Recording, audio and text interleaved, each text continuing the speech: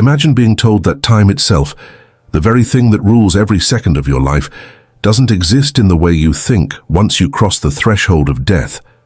That is exactly what Edgar Cayce revealed in some of his most striking readings. He described how the departed do not measure days, weeks, or years as we do on earth. Instead, time is shaped by consciousness. For some spirits, moments stretch into what feels like centuries. For others, centuries vanish in the blink of an eye. In one of his sessions during the Great Depression, Cayce explained that the suffering of a restless soul could feel endless, while a soul in peace might pass through what we call 1,000 years, as if it were only a brief instant. This shattered the very idea of time being universal. Before I take you deeper into this mystery, I want to invite you to interact. Leave a comment telling us how you imagine time would feel after death. Do you think it would be slow, eternal, or instantaneous? Your perspective will add value to this discussion and connect you with others who are also searching for understanding. What makes this topic even more fascinating is the historical weight of Cayce's revelations. Picture Virginia Beach in the 1930s, a time of global economic despair. Families arrived at Cayce's modest office, carrying more than just financial worries. They came burdened with grief, desperate to know about loved ones who had passed. During one such session, Cayce slipped into his deep trance. His breathing slowed, and his voice transformed. He explained that the soul's experience of time is linked not to clocks, but to states of consciousness. The earthly mind is chained to sunrise and sunset, yet the spirit measures existence by growth, healing, or sometimes torment. A grieving widow once asked whether her husband waited for her in heaven. Cayce replied that in truth, her husband's soul could experience her arrival as immediate, because in eternity, waiting is not what we think it is. Such responses didn't just comfort families, they disrupted every assumption about how existence continues beyond the grave. What is striking is how these insights align with the way modern physics bends our understanding of time. While Einstein spoke of relativity in scientific terms, Cayce described relativity in spiritual terms decades earlier. He would say, "Time is but a shadow of eternity," and by this, he meant that what we experience here is only a pale imitation of what the soul perceives there. During the years of war in the 1940s, when so many were dying young, people wanted to know, were their loved ones lost in timeless wandering? Cayce emphasized that time was no prison. Instead, it was fluid, expanding, or contracting with the soul's awareness. One soldier's mother asked if her son, killed in battle, knew how long she suffered his absence. Cayce reassured her that for him, reunion would be immediate.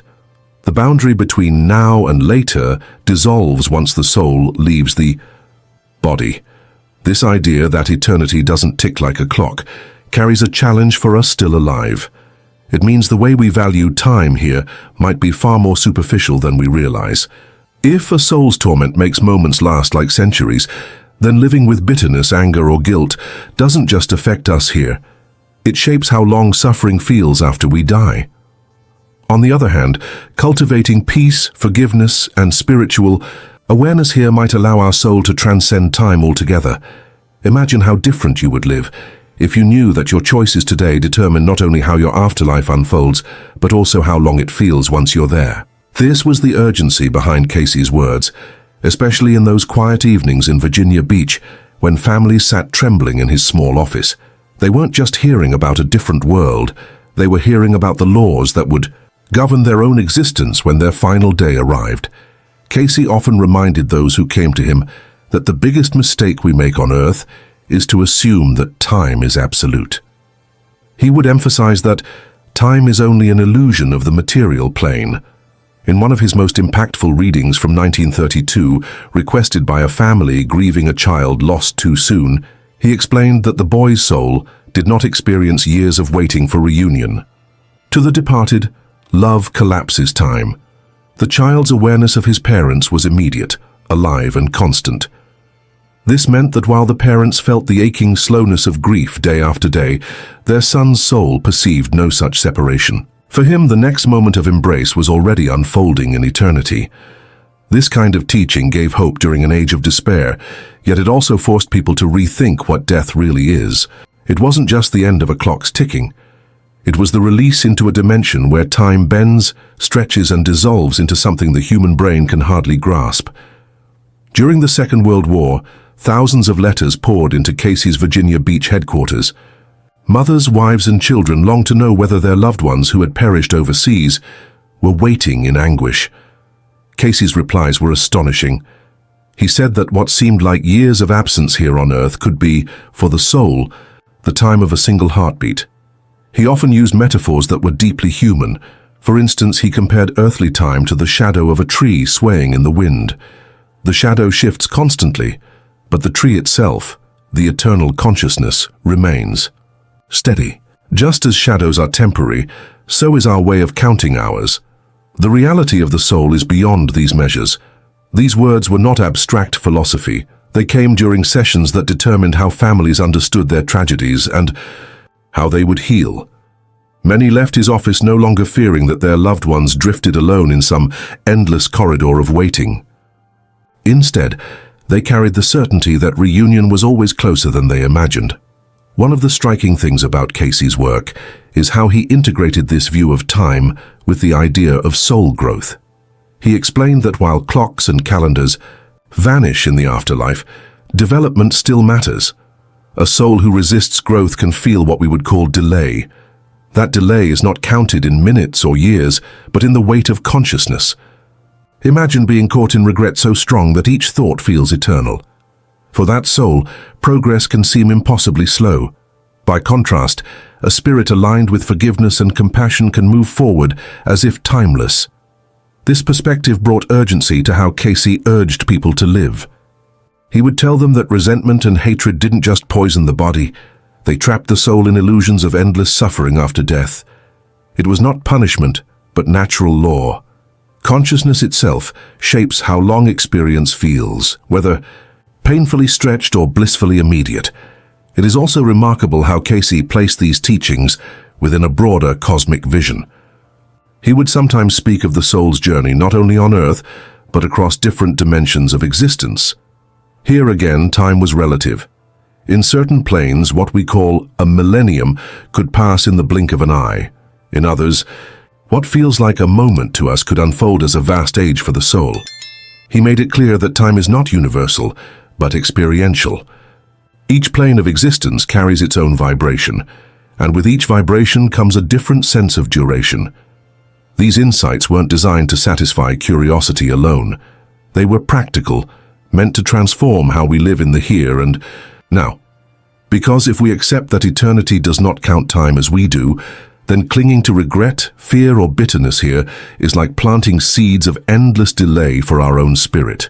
That understanding changed how many of his followers approached their daily lives.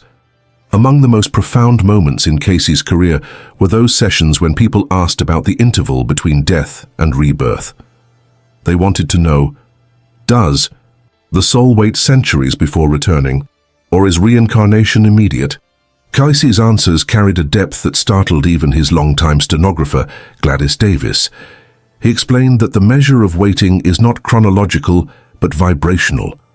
A soul that has unfinished lessons or unresolved desires may feel what seems like a long pause before returning to Earth.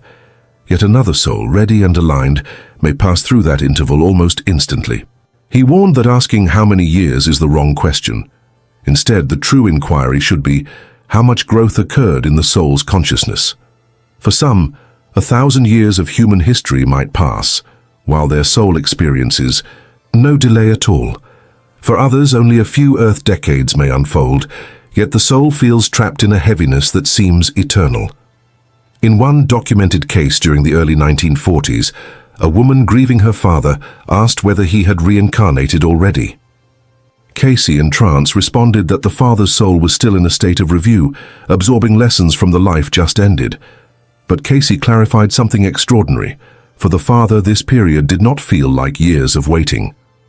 Rather, it was experienced as an eternal present, a process of understanding without the pressure of clocks.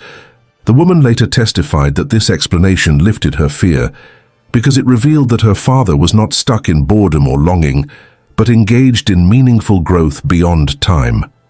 Such stories became central to Cayce's legacy, reminding audiences that eternity is not a prison, but a classroom where the soul continues to evolve. This teaching also extended to what Cayce called the borderland states, the immediate hours and days after death. People were desperate to know what their loved ones were experiencing in those early stages. Cayce explained that in those first transitions, the soul often perceives time with intense distortion. Minutes can feel endless, particularly if the person clings to earthly attachments. Yet as the soul gradually releases its fears, time loses its grip. He described how guides, souls who have advanced further, often meet the newly departed and help them adjust to this new perception. Imagine stepping into a world where there is no sunrise or sunset, no ticking clock, only the rhythm of your own consciousness. That was the reality Cayce wanted people to prepare for, so they would not be caught in fear when the moment arrived. The implications for those still living were enormous. Cayce often said, "Prepare now, for how you live today is how you will meet eternity." If resentment makes a day feel heavy here, imagine what it would do when multiplied in a realm where time no longer passes in linear form. On the other hand, if love can make hours fly, then imagine how it might allow a soul to cross vast stretches of eternity, as if they were a single instant. His words transformed how people approached daily life. They realized that each choice, to forgive, to serve, to cultivate peace, was also shaping the very texture of their afterlife. For Cayce, the question was never, how many years will I wait, but what quality of eternity am I creating within myself? This radical view made his teachings not only mystical, but deeply practical, resonating with audiences then and still today. Cayce's descriptions of the spiritual planes revealed an even deeper mystery about time. He spoke of dimensions where the sense of duration nearly vanishes, and others where the experience of delay can be overwhelming. In the lower realms, often associated with unrest or attachment to earthly desires, souls sometimes report what feels like endless waiting.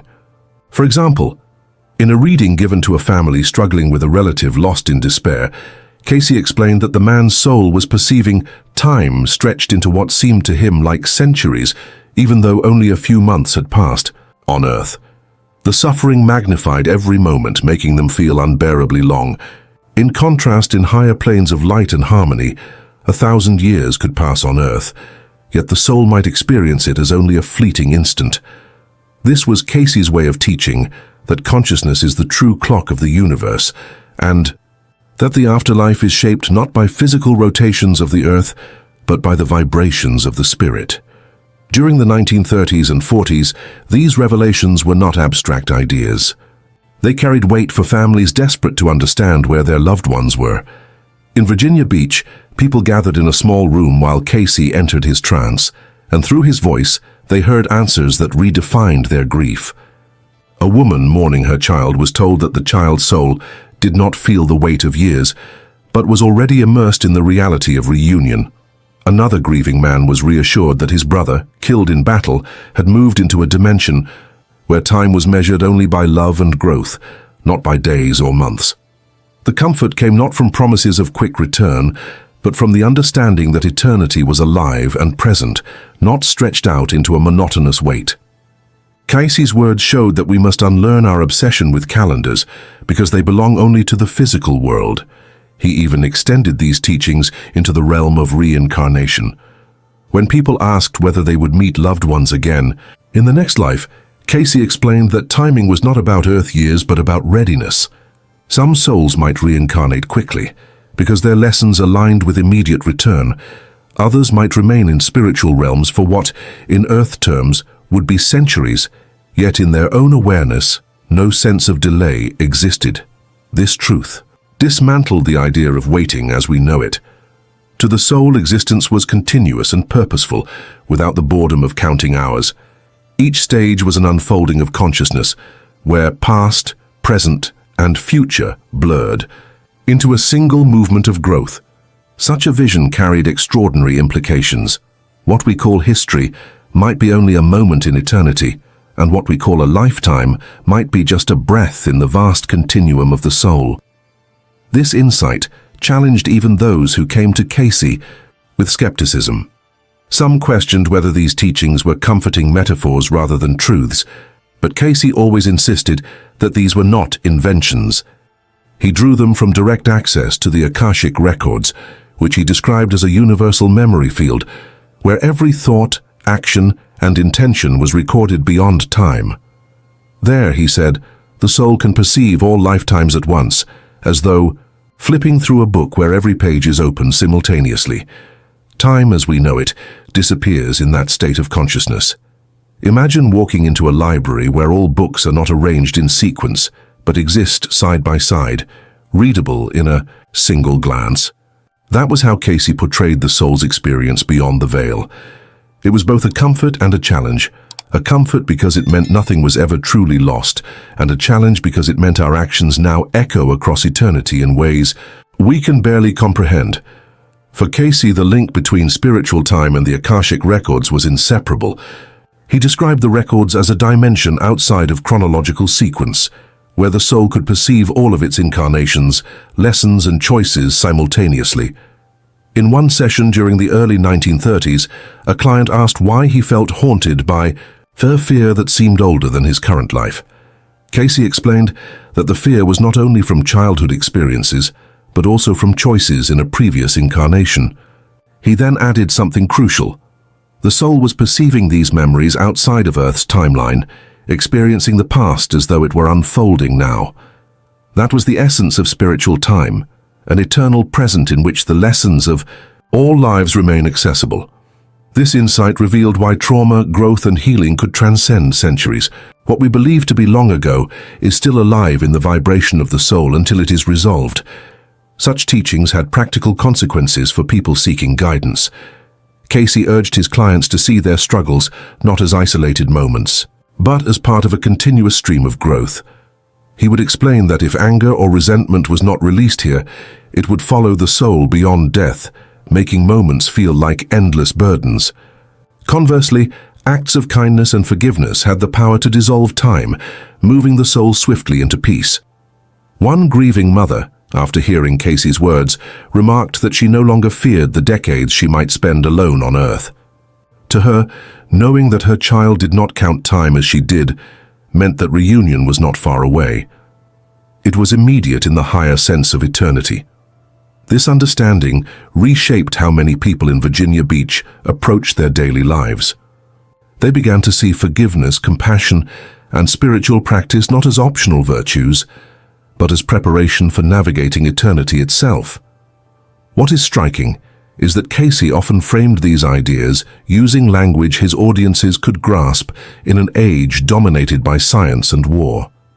He compared the soul's perception of time to Einstein's relativity, saying that just as physical time bends with speed and gravity, spiritual time bends with vibration and consciousness. He warned that if humanity continued to think only in terms of mechanical clocks, it would miss the truth that existence itself was layered, multidimensional and timeless at its core. For those who asked how long until they would meet their loved ones again, Cayce answered in ways that broke the heart, yet healed it. To the soul, it is but a moment. That moment, he explained, could feel eternal if filled with regret, or instantaneous if filled with love. These revelations placed immense responsibility on each listener, for they realized that their choices in the present moment determined the very fabric of their eternity. By the time of the post-war years, Cayce's health was declining, yet his urgency about this subject grew stronger. In sessions given just before his death in 1945, he repeated that time on Earth is a training ground. Learning to value the present moment here is what prepares the soul to navigate eternity there. He encouraged people to practice stillness, prayer and meditation, not merely as religious acts, but as exercises in stepping outside of time. In those moments of silence, he said, the soul could begin to taste what eternity felt like. It was in such practices that many of his followers reported glimpses of timelessness, moments where hours passed like seconds, or seconds expanded into infinite awareness. Cayce explained that these were not hallucinations, but authentic windows into the nature of the afterlife. They were hints that time as we know it was never the final truth, but only the shadow of something far greater. As Cayce moved into the final years of his life, His readings became even more direct about the dangers of attachment and ego after death. He explained that while time itself is not linear in the spiritual world, the illusions created by the mind can trap a soul in what feels like an endless cycle. In one striking session, he described how a man who had lived in bitterness carried that same state beyond the grave. Even though his earth life had ended, his consciousness clung to resentment so fiercely that every moment felt stretched into eternity. Cayce compared it to being locked in a room with one's own thoughts, unable to escape until forgiveness and release took place. This was not punishment from outside forces, but the natural consequence of carrying unresolved emotions into a dimension where clocks no longer distract or dissolve them. The soul itself becomes the measure of its own time. For those seeking comfort, these revelations were both sobering and liberating. On the one hand, Cayce warned that no one escapes the responsibility of consciousness. Whatever you cultivate in life becomes the fabric of your eternity.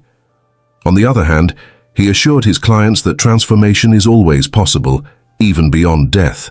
Guides and higher souls, he said, assist the departed in releasing illusions and awakening to the eternal present. This process, however, can feel like centuries for those resistant to change. During the Great Depression, when despair weighed heavily on many families, Cayce's words helped them understand why cultivating peace and gratitude was vital not just for survival, but for eternity. The way you count time now, whether in worry or in trust, shapes how time will be experienced after your final breath. In one of his most emotional readings from the early 1940s, Cayce explained to a grieving widow that her husband, who had died in combat, did not feel the long years she feared. For him, reunion was immediate, because love collapsed the illusion of waiting. He told her that the prayers she whispered each night reached him instantly, not through distance, but through vibration. For the first time, she saw time not as separation, but as connection. Stories like these spread from Virginia Beach across America, inspiring countless individuals to rethink not only death, but the way they lived their daily hours. If eternity was shaped by vibration, then every choice of thought and emotion mattered. Each moment became practice for navigating a realm where time was no longer counted but created. Cayce's own words about his mission reveal why he placed such urgency on this subject. He said his gift was not only to diagnose illness or predict global events, but to help humanity prepare for eternity.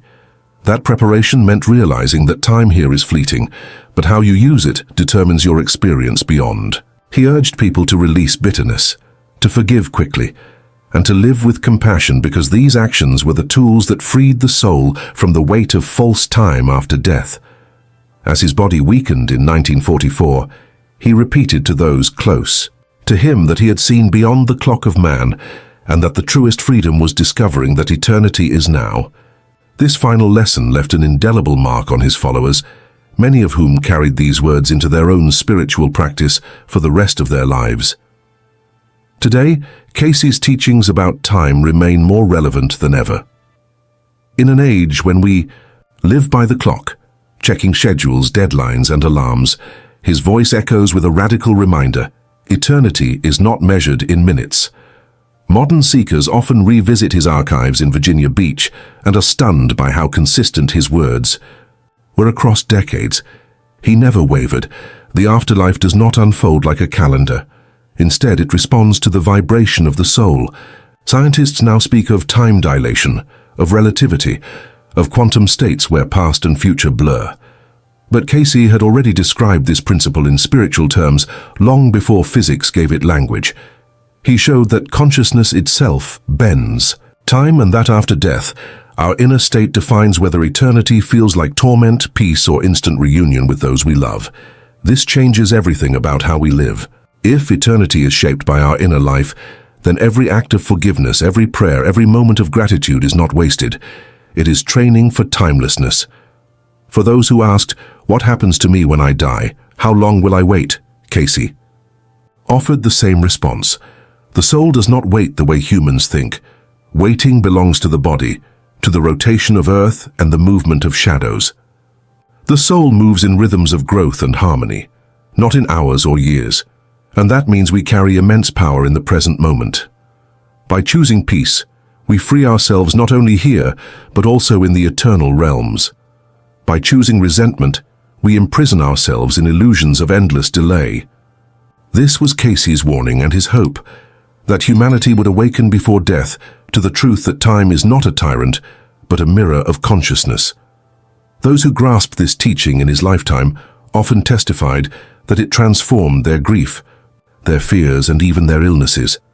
It gave them a reason to live differently today, because today was not just a day, it was eternity in motion. And so, as we close this exploration of Edgar Cayce's revelations, we must face the question he posed to every generation: how will you shape your eternity? If time after death is not measured by clocks but by the state of your soul, then every choice you make now builds the quality of your forever.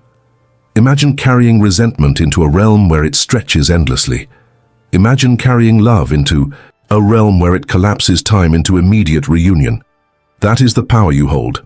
Cayce's life from Hopkinsville to Virginia Beach, from the Great Depression through the war years, was dedicated to showing humanity that eternity is not later. It is now. His words still challenge us to see beyond the ticking of the clock and to recognize that the eternal present is already here, waiting for us to awaken.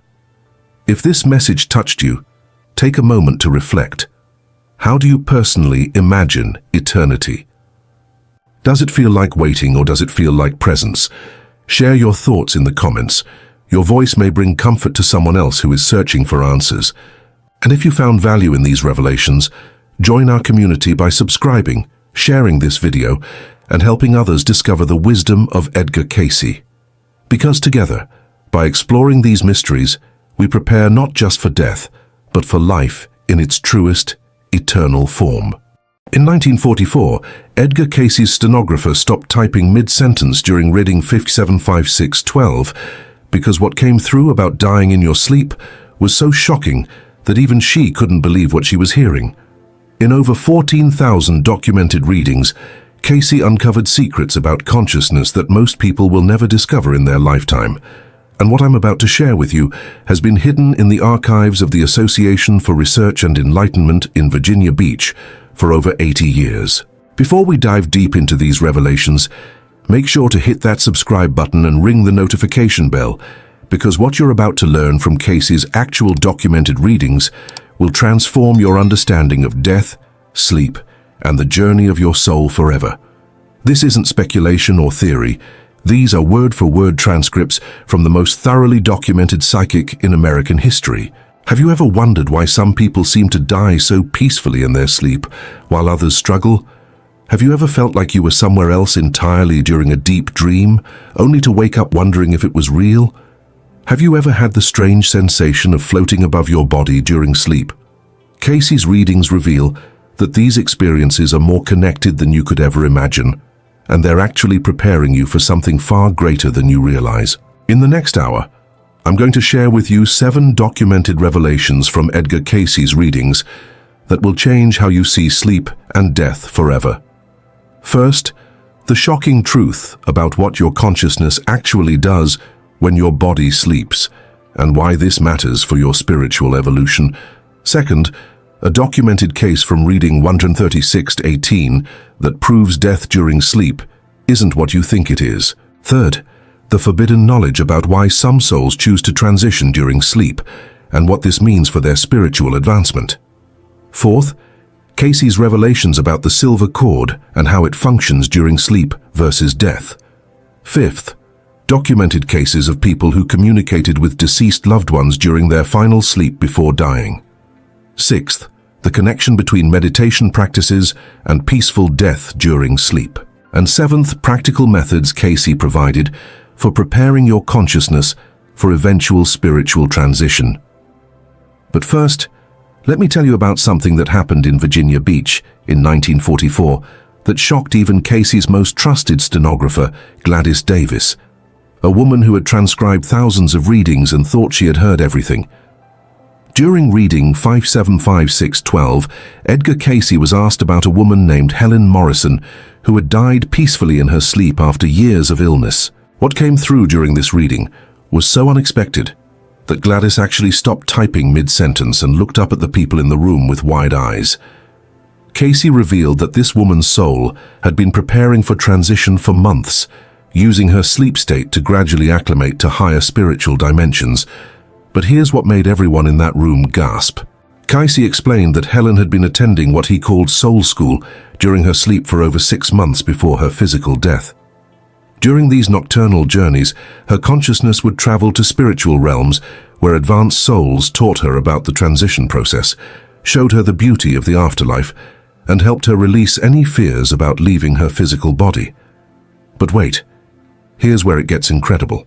Cayce revealed that during deep sleep, our consciousness naturally separates from the physical body and travels through what he called the borderland between physical and spiritual realms. This isn't just metaphorical language or poetic description. In reading 57542, he described specific cases where individuals would visit deceased relatives during sleep, receiving guidance and preparation for their own eventual transition. Now, you might be thinking this sounds like just another psychic's interpretation, but remember, Edgar Cayce's readings were documented by professional stenographers, witnessed by hundreds of people, including doctors, lawyers, and clergy, and archived at the Association for Research and Enlightenment in Virginia Beach. These aren't stories or interpretations. These are word-for-word transcripts of what came through during his psychic states, and many of these readings were verified by the people who received them. Here's what changes everything about how we understand death during sleep. In reading 26286, Cayce revealed that the soul doesn't actually die suddenly when the body stops functioning during sleep. Instead, he described a gradual process where consciousness slowly withdraws from the physical form, often over several hours or even days before the physical death occurs. This process, he explained, is so gentle that the individual often doesn't even realize they're transitioning until they're already fully in the spiritual realm. This explains why many nurses and doctors report that patients who die peacefully in their sleep often seem to be communicating with invisible presences in the days leading up to their passing. They'll speak to deceased family members, describe beautiful places they're visiting, or express excitement about going somewhere wonderful. Cayce's readings suggest these individuals are already beginning their transition, meeting spiritual guides and deceased loved ones who help facilitate the crossing. But here's the part that will make you rethink everything you thought you knew about sleep itself. Cayce revealed in reading 57541 that every single night when you sleep, you're actually practicing for death. Your consciousness leaves your physical body, travels through spiritual dimensions, and then returns. The only difference between sleep and death is that during sleep, the silver cord described in biblical texts remains intact, allowing consciousness to return to the body. Think about this for a moment. How many times have you had dreams so vivid, so real that you woke up questioning whether they actually happened? How many times have you dreamed of places you've never been, but that felt more familiar than your own home? According to Cayce's documented readings, these experiences aren't just dreams created by your sleeping brain. They're actual spiritual journeys your soul takes while your body rests. In reading 13683, Cayce described the case of a man named Robert Patterson, who came to him because he was terrified of dying in his sleep. This man had been having recurring dreams where he would find himself in beautiful, ethereal landscapes, meeting people he had never seen before but somehow recognized. These dreams were so real that he would wake up feeling more rested and peaceful than he had in years, but they also filled him with an inexplicable fear about what they might mean.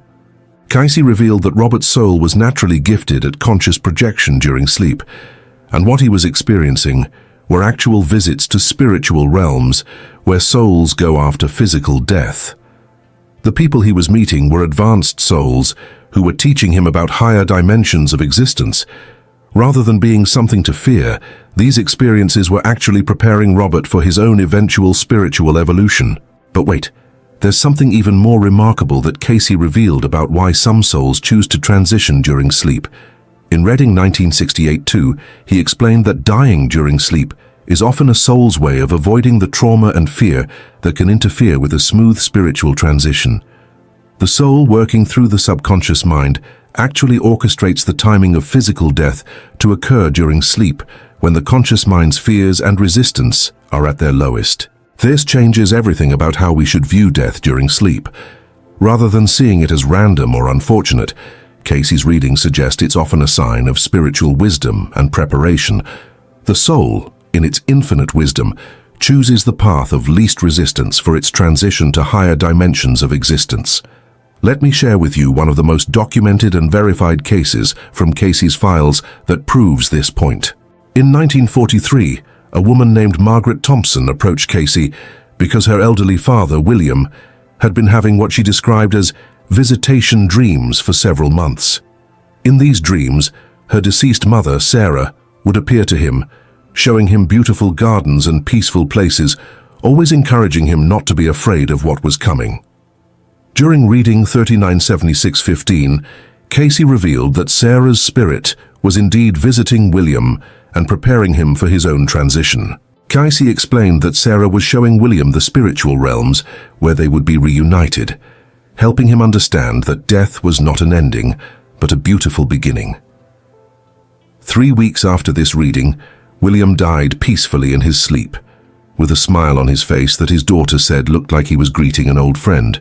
Margaret later reported that in his final days, William seemed more at peace than he had been in years, often mentioning the beautiful places he was visiting in his dreams and expressing excitement about seeing Sarah again. The night before he died, he told Margaret, "Your mother is waiting for me in the most beautiful garden you've ever seen. Don't be sad when I go to her tomorrow." Here's what Cayce revealed about the actual process of dying in sleep that most people never know. In reading 207214, he described how consciousness doesn't just suddenly leave the body. Instead, there are what he called practice departures that can occur for weeks or even months before physical death. During these experiences, the soul gradually becomes accustomed to existing without physical form, learning to navigate spiritual dimensions and preparing for permanent transition. But here's the shocking part that even surprised Cayce's closest associates. In several readings, including 5756-27, Cayce revealed that some individuals actually choose their moment of death during sleep because they've received spiritual guidance about optimal timing for their soul's evolution. This timing often coincides with astrological configurations, spiritual development milestones, or the completion of important karmic lessons. Think about what this means. Your loved ones who passed peacefully in their sleep weren't victims of random circumstances. According to Cayce's documented readings, they were working with spiritual guides and higher wisdom to ensure their transition occurred at the perfect moment for their soul's journey and spiritual advancement. Now, you might be wondering about your own sleep experiences and what they might mean for your spiritual development. Cayce addressed this extensively in his readings about soul development and consciousness expansion, providing detailed guidance for individuals seeking to understand their nocturnal spiritual journeys. In reading 57543, Cayce explained that individuals who have vivid, meaningful dreams or out-of-body experiences during sleep are often souls who are spiritually advanced and naturally gifted at conscious projection. These experiences aren't just random neural firings or psychological phenomena, they're actual spiritual journeys that serve as preparation for eventual soul evolution and conscious spiritual advancement. Cayce also revealed in reading 26289 that certain souls incarnate with specific abilities to travel consciously during sleep states. These individuals often report dreams of flying, visiting distant places, or communicating with deceased loved ones. Rather than dismissing these experiences as mere dreams, Cayce encouraged people to pay attention to them as legitimate spiritual experiences. But wait, there's something else Cayce revealed that connects sleep, death, and spiritual awakening in a way most people never consider. In reading 26220, he described how meditation and prayer before sleep can actually enhance the soul's ability to travel consciously during sleep states, making the eventual transition at death much smoother and more conscious. This is why many spiritual traditions emphasize evening prayers and meditation. According to Cayce's readings, these practices aren't just for relaxation or stress relief, they're actually training for conscious spiritual travel and eventual conscious death. When you meditate before sleep, You're essentially preparing your consciousness to remain aware during the separation process that occurs naturally during sleep. Let me share with you one more documented case that illustrates this perfectly. In 1942, a meditation group in Virginia Beach asked Cayce about a member named Dorothy Williams, who had recently died in her sleep after years of dedicated spiritual practice. Dorothy had been part of their prayer and meditation circle for over a decade, and her peaceful death had left them wondering about the connection between spiritual practice and peaceful transition. In Reading 26277, Cayce revealed that Dorothy's years of meditation and spiritual study had prepared her consciousness to remain aware and active during her transition, allowing her to help guide other souls who were also crossing over. He explained that Dorothy's dedication to spiritual development had earned her the privilege of becoming what he called a transition guide for other souls, making the journey from physical to spiritual existence. Here's what changes everything about how you should think about your own sleep and spiritual preparation. Cayce's reading suggests that every night offers an opportunity to practice conscious spiritual travel, to meet with guides and teachers, and to prepare your consciousness for eventual evolution beyond physical form. Your sleep isn't just downtime for your body, it's graduate school for your soul. In Reading 5754-2, Cayce provided specific guidance for individuals who wanted to develop more conscious awareness during sleep states. He recommended keeping a dream journal to track spiritual experiences, practicing meditation before sleep to enhance conscious projection, and setting the intention to remember and learn from spiritual experiences that occur during sleep. Cayce also emphasized the importance of creating the right conditions for spiritual travel during sleep. In Reading 136-7, he explained that the bedroom environment, the individual's mental state before sleep, and their spiritual preparation all influence the quality and consciousness of nocturnal spiritual journeys. But here's the most profound revelation from Cayce's readings about death during sleep. In Reading 1472-12, he explained that souls who transition peacefully during sleep often do so because they've completed their earthly lessons and are ready for their next phase of spiritual development. Their peaceful departure is actually a graduation, not a tragedy. It's a sign that the soul has successfully completed its earthly curriculum and is ready for advanced spiritual education in higher dimensions. This completely reframes how we should view the death of loved ones during sleep. Rather than seeing it as sudden or unexpected, Cayce's readings suggest we should recognize it as a sign of spiritual completion and conscious choice.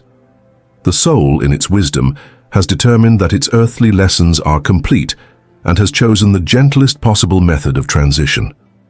Cayce also revealed in Reading 3976-29 that souls who die peacefully in their sleep often continue to serve as guides and teachers for souls still in physical incarnation. Their gentle transition allows them to maintain a strong connection to the physical realm while operating from higher spiritual dimensions, making them ideal helpers for those still learning earthly lessons.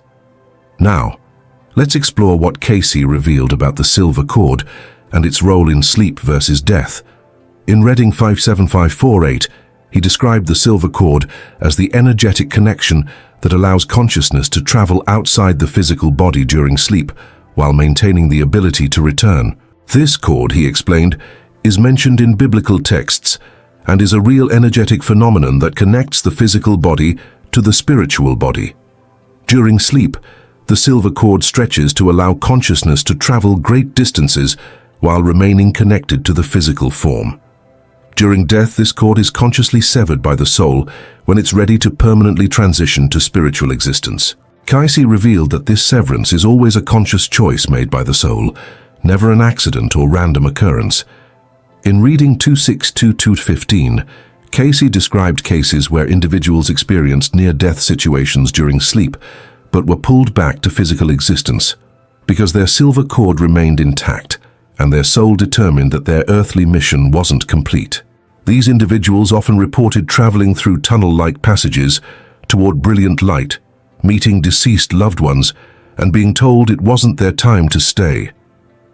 But here's something remarkable that Cayce revealed about advanced souls and their relationship with the silver cord. In reading 57564, he explained that spiritually advanced individuals can learn to consciously control their silver cord, allowing for more extensive and conscious spiritual travel during sleep. These individuals often become bridges between physical and spiritual realms, bringing back important information and guidance for others. Cayce also addressed the question of what happens to consciousness immediately after the silver cord is severed during death. In reading 136-21, he explained that consciousness doesn't immediately lose all connection to the physical realm. Instead, there's a period of adjustment where the newly transitioned soul learns to operate purely in spiritual dimensions while still maintaining awareness of loved ones in physical incarnation.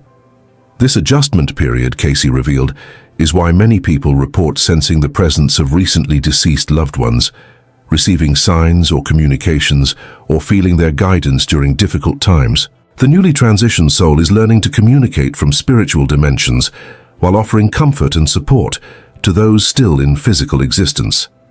Let me share another documented case that illustrates this beautifully. In 1945, a woman named Elizabeth Carter came to Cayce devastated by the sudden death of her husband during sleep. During reading 1567-2, Cayce revealed that her husband's soul was actually trying to communicate with her during her own sleep states, offering comfort and showing her that his transition had been peaceful and beautiful. Cayce encouraged Elizabeth to pay attention to her dreams and to trust the communications she was receiving from her husband during sleep. He explained that the bond of love between souls transcends physical death, and that her husband was using their shared love as a bridge to maintain contact during her grieving process. Now, let's explore what Cayce revealed about preparing for conscious death through spiritual practice. In reading 262-31, he explained that individuals who dedicate themselves to spiritual development during physical life are preparing their consciousness for eventual conscious transition. This preparation involves learning to separate consciousness from physical identification while maintaining full awareness of spiritual identity. Cayce recommended several specific practices for this preparation. Daily meditation helps consciousness become comfortable operating independently of physical form. Prayer and spiritual study expand awareness of spiritual dimensions and realities.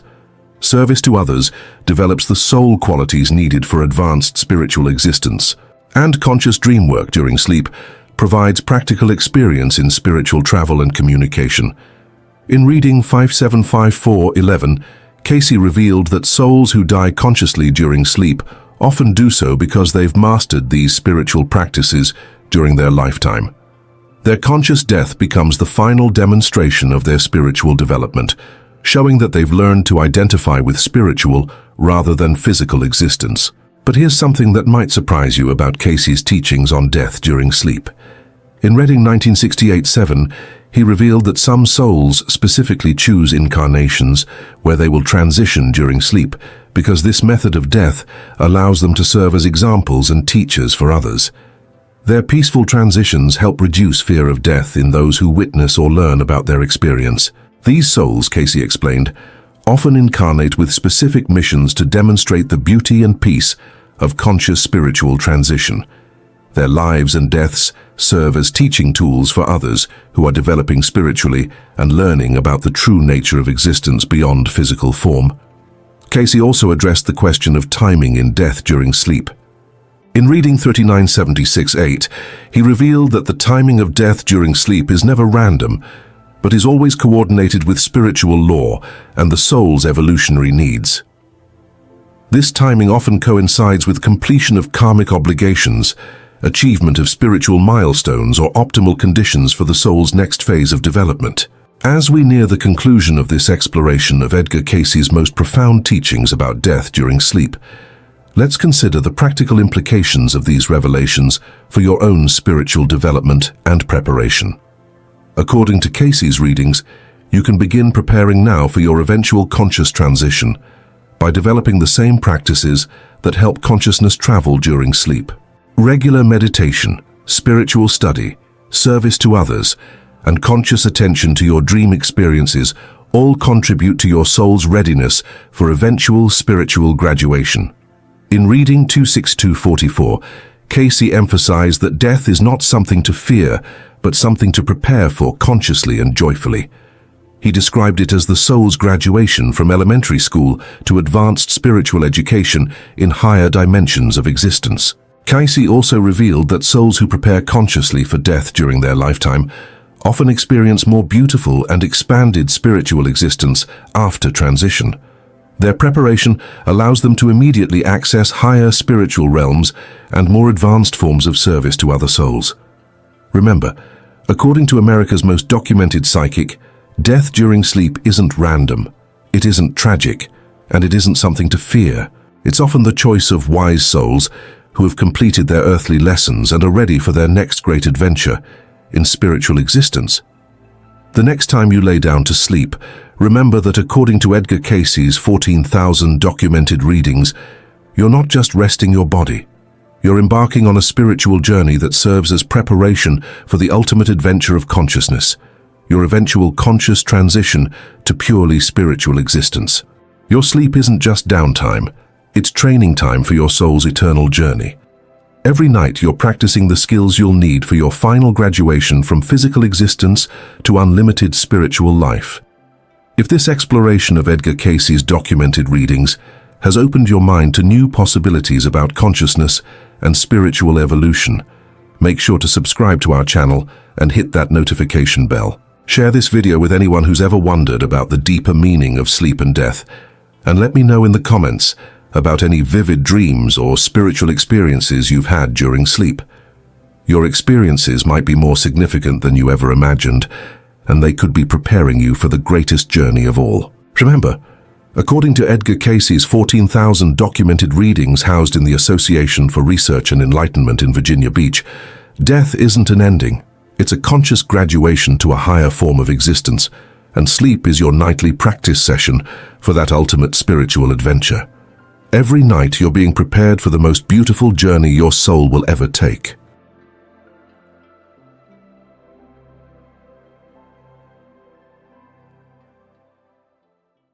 Edgar Cayce once revealed something so unsettling, so precise, that it forever changed the way people understood death. He said the soul does not drift aimlessly after the body dies. Instead, it follows a sacred pattern, an exact sequence of days, each filled with meaning and transformation. And according to Cayce, the first 21 days are among the most decisive. They shape whether the soul finds peace, confusion, or purpose in the world beyond. Imagine this moment. Your body has stopped. The last breath has left your lungs and silence fills the room. Yet Cayce insisted, this is not the end. It is the beginning of the soul's most mysterious passage. In those first hours, awareness doesn't shut down, it expands. You see everything. You feel the grief of your loved ones. You sense the weight of your own departure. But you also begin to realize that you are no longer bound to the body lying still before you. Cayce described this transition as both liberating and terrifying. The soul, in its earliest stage, clings instinctively to the physical form it has just left behind. During the first 3 days, he said, it lingers close, watching, listening, even trying to reach out. It observes funerals, it hears prayers, and sometimes it desperately tries to send a signal to those it loved. Some families have reported sudden chills, flickering lights, or waves of emotion that sweep through the room without explanation. Cayce explained these as the soul's last attempts to connect before being drawn into the greater reality beyond. It is not imagination. It is the echo of a soul realizing its separation. And in this liminal stage, he said, the soul begins its first review, a confrontation with everything it has done, felt, and intended in life. This is not judgment by an outside force. It is judgment by the higher self, stripped of illusion, seeing truth in its purest form. By the 4th day, Cayce noted, something shifts. The pull begins. The soul starts to detach from the immediate environment and is drawn toward what he called the intermediate plane. This is not heaven or hell, it is a mirror. The soul gravitates toward conditions that reflect its true inner state. A life of kindness, compassion, and growth might translate into a luminous realm of peace. A life steeped in anger, greed, or cruelty could manifest as confusion or darkness. Cayce insisted this was not punishment, it was resonance.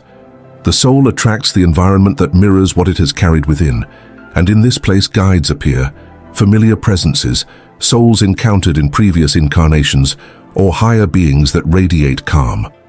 Their presence reassures the newly departed, you are not alone. The journey continues.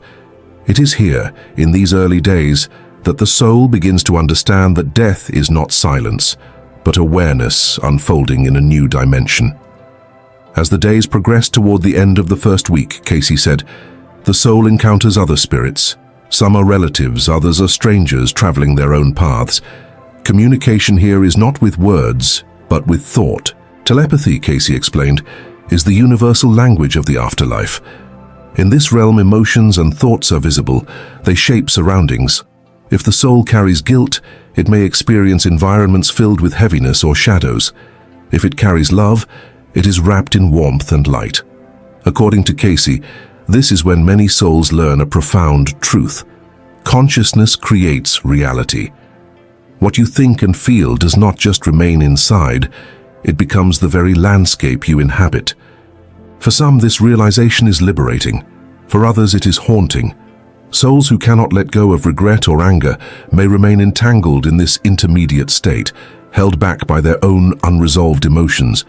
Yet those willing to release, to forgive, and to open themselves move further along the path. Between the 8th and the 14th day, Cayce revealed that the soul enters a stage of deeper recognition. No longer just observing or drifting, it begins to feel a profound pull toward what he described as the realms of learning. During this period, the soul's awareness expands beyond the personal and immediate. Memories from the life just lived flood forward, but now they are accompanied by glimpses of other experiences, past incarnations faintly breaking through the veil. Cayce explained that the soul, having stabilized after the initial shock of separation, becomes ready to face larger truths about its own journey. It may sense the presence of figures of authority in the spiritual dimension, elders, teachers, or luminous guides who radiate both compassion and firmness. Their role is not to condemn, but to reveal. And as the soul listens, it realizes that its existence is part of a grand continuum stretching across centuries and lifetimes. Cayce described this time as the threshold of education in the afterlife. Many souls, he said, are guided into what he called the Hall of Records, or the Temple of Learning. Though often interpreted symbolically, Cayce insisted these were very real dimensions within the spiritual world. Here the soul is confronted with visions that are not always easy to bear. It sees the ripple effects of its actions, how one choice influenced another person's life, how moments of kindness created echoes of healing, and how acts of harm left wounds that carried forward. This experience is not about guilt, it is about clarity. The soul, Cayce said, cannot lie to itself here. Stripped of excuses and illusions, it is forced to see not just what it did, but who it became through those actions. For many, this is the first time they truly understand the weight of free will. The environment of these days reflects that lesson. Cayce explained that the soul may find itself in radiant halls filled with light, surrounded by energies that lift and inspire, or in dimmer spaces where its unresolved struggles are mirrored back. Yet always, he emphasized, there are guides. The soul is never abandoned. Even when faced with its darkest memories, it is held in an atmosphere of teaching rather than condemnation. The purpose of these revelations is growth, not despair. And for the souls that open to this process, these days become a time of profound healing.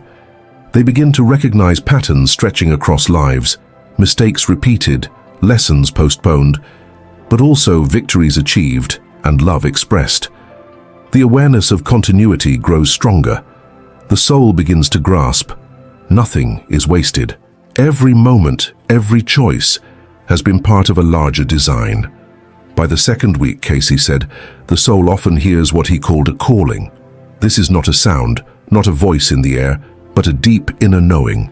It is as if the soul suddenly becomes aware of a summons from beyond itself, an invitation to continue toward higher realms of understanding.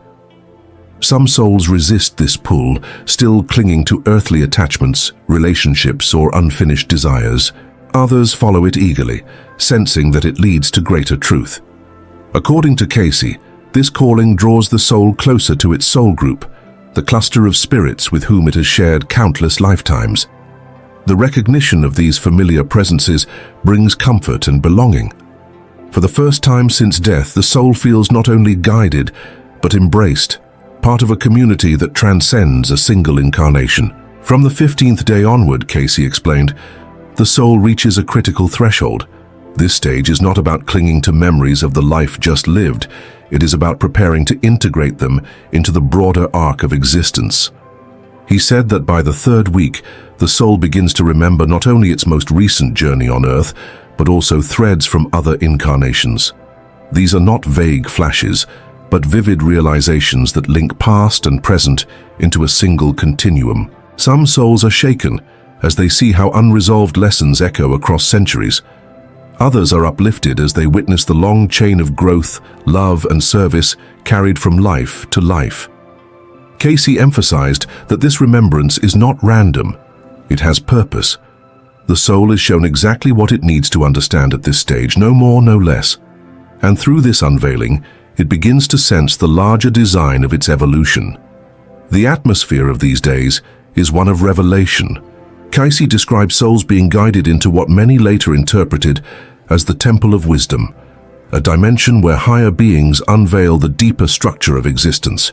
Here, the soul perceives that nothing was accidental. Every relationship, every triumph, every sorrow carried meaning. Even the smallest choices contributed to shaping the eternal self. For some, this realization is liberating. It dissolves the fear that life was meaningless. For others, it is humbling, as they see the weight of missed opportunities and the repetition of errors. But always, Cayce said, there is an undercurrent of hope. The purpose of these revelations is not despair, but empowerment. The soul is given the chance to choose anew, to commit itself to higher growth, to embrace the possibility of returning to Earth or advancing in realms of service. By the 20th day, the soul stands at a crossroads. According to Cayce, this is when many souls make what he called a sacred vow. It is not a vow imposed from outside, but one born from within, a deep recognition of what must be done. Some souls choose to rest, to remain in the spiritual realms for further learning and renewal. Others, stirred by the awareness of unfinished growth, pledge to return in another incarnation. This decision, Cayce emphasized, is not forced. It arises naturally from the soul's expanded vision. In this moment, the eternal self looks across lifetimes and sees where the work of love and healing is still incomplete. And so, by its own free will, it chooses the path forward. On the 21st day, Cayce revealed, a profound shift takes place. The soul, now fully detached from the confusion of earthly death, stands in the presence of its higher self. This is not the personality it wore on earth, not the roles it played in a single life. This higher self is radiant, timeless, the truest essence of what it has always been. Meeting it is like returning home after a long exile. It is here that the soul feels its deepest peace since leaving the body. It understands that death was never the end, it was a passage. It sees clearly that its existence stretches far beyond one lifetime, that it belongs to a continuum of learning, love, and divine purpose. And with this recognition, the soul steps fully into the reality of the afterlife, no longer lost, no longer searching, but aware. This is why Cayce insisted the first 21 days are sacred. They shape the soul's direction, they open the doors of remembrance, and they prepare it for the vast journey ahead. Cayce often reminded his audiences that what happens in those first 21 days is not predetermined, it is shaped by the way we live now. He insisted that every choice we make, every thought we cultivate, and every act of love or cruelty becomes part of the soul's environment after death. During the Great Depression, when families came to him in desperation, he warned them that wealth and status would mean nothing beyond the grave, but that kindness, service, and spiritual awareness would become the only currency that mattered. In one of his readings, he explained that even a simple act of forgiveness could echo into the afterlife, surrounding the soul with light at the very moment it departs the body. These teachings struck his listeners with both fear and hope. Fear, because they realized nothing could be hidden. Hope, because even in their darkest moments, they still had the power to create a more luminous path. This is why the 21-day cycle is so transformative. It functions like a mirror, reflecting back the essence of how one has lived. Souls who cultivated compassion often feel embraced immediately by the presence of guides, while those who lived in selfishness may wander through shadows until they release what binds them. Cayce emphasized again and again that no soul is ever abandoned. Even in confusion, help is near. Even in despair, guidance awaits. The difference lies in whether the soul accepts it. He explained that many who resist remain caught in a kind of spiritual fog, replaying memories of anger or regret until they finally choose to move forward. And that choice, he said, is always available. This is not eternal punishment. It is self-imposed delay. What makes the first 21 days so decisive is that the soul begins to realize this truth sooner than later. For modern audiences, these insights carry a startling relevance. In a world that often dismisses death as silence or oblivion, Cayce's revelations suggest that our consciousness continues with astonishing clarity. Scientific skeptics in the 1940s dismissed his trances as imagination, yet families who sat with him in Virginia Beach swore that his descriptions of their deceased loved ones were too detailed, too precise to be invention. Stories emerged of souls lingering at funerals, of presences felt in empty rooms, of visions in dreams that mirrored Cayce's accounts of the early afterlife. For the grieving, these readings provided comfort that death was not a disappearance, but a transition. And for those seeking purpose, they offered a sobering reminder. How we live now is the blueprint for what comes next. So what does this mean for you today? It means the journey of your soul is already unfolding, not only after death, but in every moment of life. The 21 days Cayce described are a continuation of choices being made now. If you choose compassion, you are preparing a path of light. If you cling to bitterness, you are weaving shadows into your own future environment. The message is not one of fear, but of empowerment. Cayce believed that once people understood this, they would no longer be afraid of death. Instead, they would live more fully, with more purpose, more love, and more courage. And that is perhaps the greatest legacy of these revelations. During the years of war, when uncertainty about death surrounded almost every American household, Cayce's words carried an even heavier weight. Families in Virginia Beach and across the country would ask him, "Where is my son now? Where is my husband?" His replies often followed the same rhythm. The soul is not gone. It is walking through stages of awareness, and the first 3 weeks are the most delicate. He reminded them that soldiers who died far from home were not abandoned. Just as surely as the grieving families felt pain in Kentucky or Ohio, those departed souls were being guided through the same universal process, staying near the body at first, then being pulled toward realms of reflection, then finally entering the presence of their higher self. To Cayce, geography didn't matter, culture didn't matter. The sequence was the same, whether death came in a hospital bed, on a battlefield, or in silence at home. He used these explanations to dismantle fear. Rather than picturing their loved ones as lost or trapped, he invited people to see them as continuing students in a school much greater than Earth. The 21-day cycle was only the first class, but it was the foundation of all the learning to come. He compared it to a child leaving home for the first time, frightening, uncertain, but ultimately liberating. This metaphor resonated with his listeners, who found comfort in thinking of the afterlife as a place of education rather than punishment. He insisted that God's design was not about vengeance, but about growth. And if growth is the purpose, then death is not an ending, but a continuation of the curriculum. That is why the soul, in those early days, is never left alone. Guides and teachers appear because learning cannot begin without support. Cayce also pointed out that some souls return briefly to comfort the living during this cycle. Dreams, sudden impressions, or unexplained moments of calm in the midst of grief were often reported by families who had lost someone. He explained that these were not hallucinations. They were permitted crossings, moments when the veil grew thin enough for the departed to deliver a final reassurance. But he warned, such contacts are temporary. The soul cannot linger indefinitely without delaying its own progress. This reminder gave families peace, while also teaching them the importance of letting go. To cling too tightly, Cayce said, was to tether the soul to the very attachments it needed to release. Love should not bind, it should bless. This teaching remains as relevant today as it was nearly a century ago. In a culture where many still fear death or avoid speaking of it, Cayce's revelations give language to what is often left unsaid. They remind us that we are more than flesh, more than breath, more than memory. We are souls eternal and conscious, walking through carefully designed stages that reveal who we truly are. And the first 21 days after death are the threshold where everything begins. If we live with awareness of this truth, then the moment of our departure need not terrify us. It can become what Cayce called a sacred awakening, a return to the self we were always meant to recognize. Cayce never softened the truth. The soul's journey in those first weeks is both beautiful and demanding. He said the process strips away every mask. The roles we played on earth, our jobs, our titles, even our reputations, fall away instantly. What remains is the essence of what we truly carried inside. For some, this unveiling is a relief, like taking off a heavy costume. For others, it is a shock, as all pretenses are exposed at once. That is why the guides and teachers appear, to steady the soul during this vulnerable period.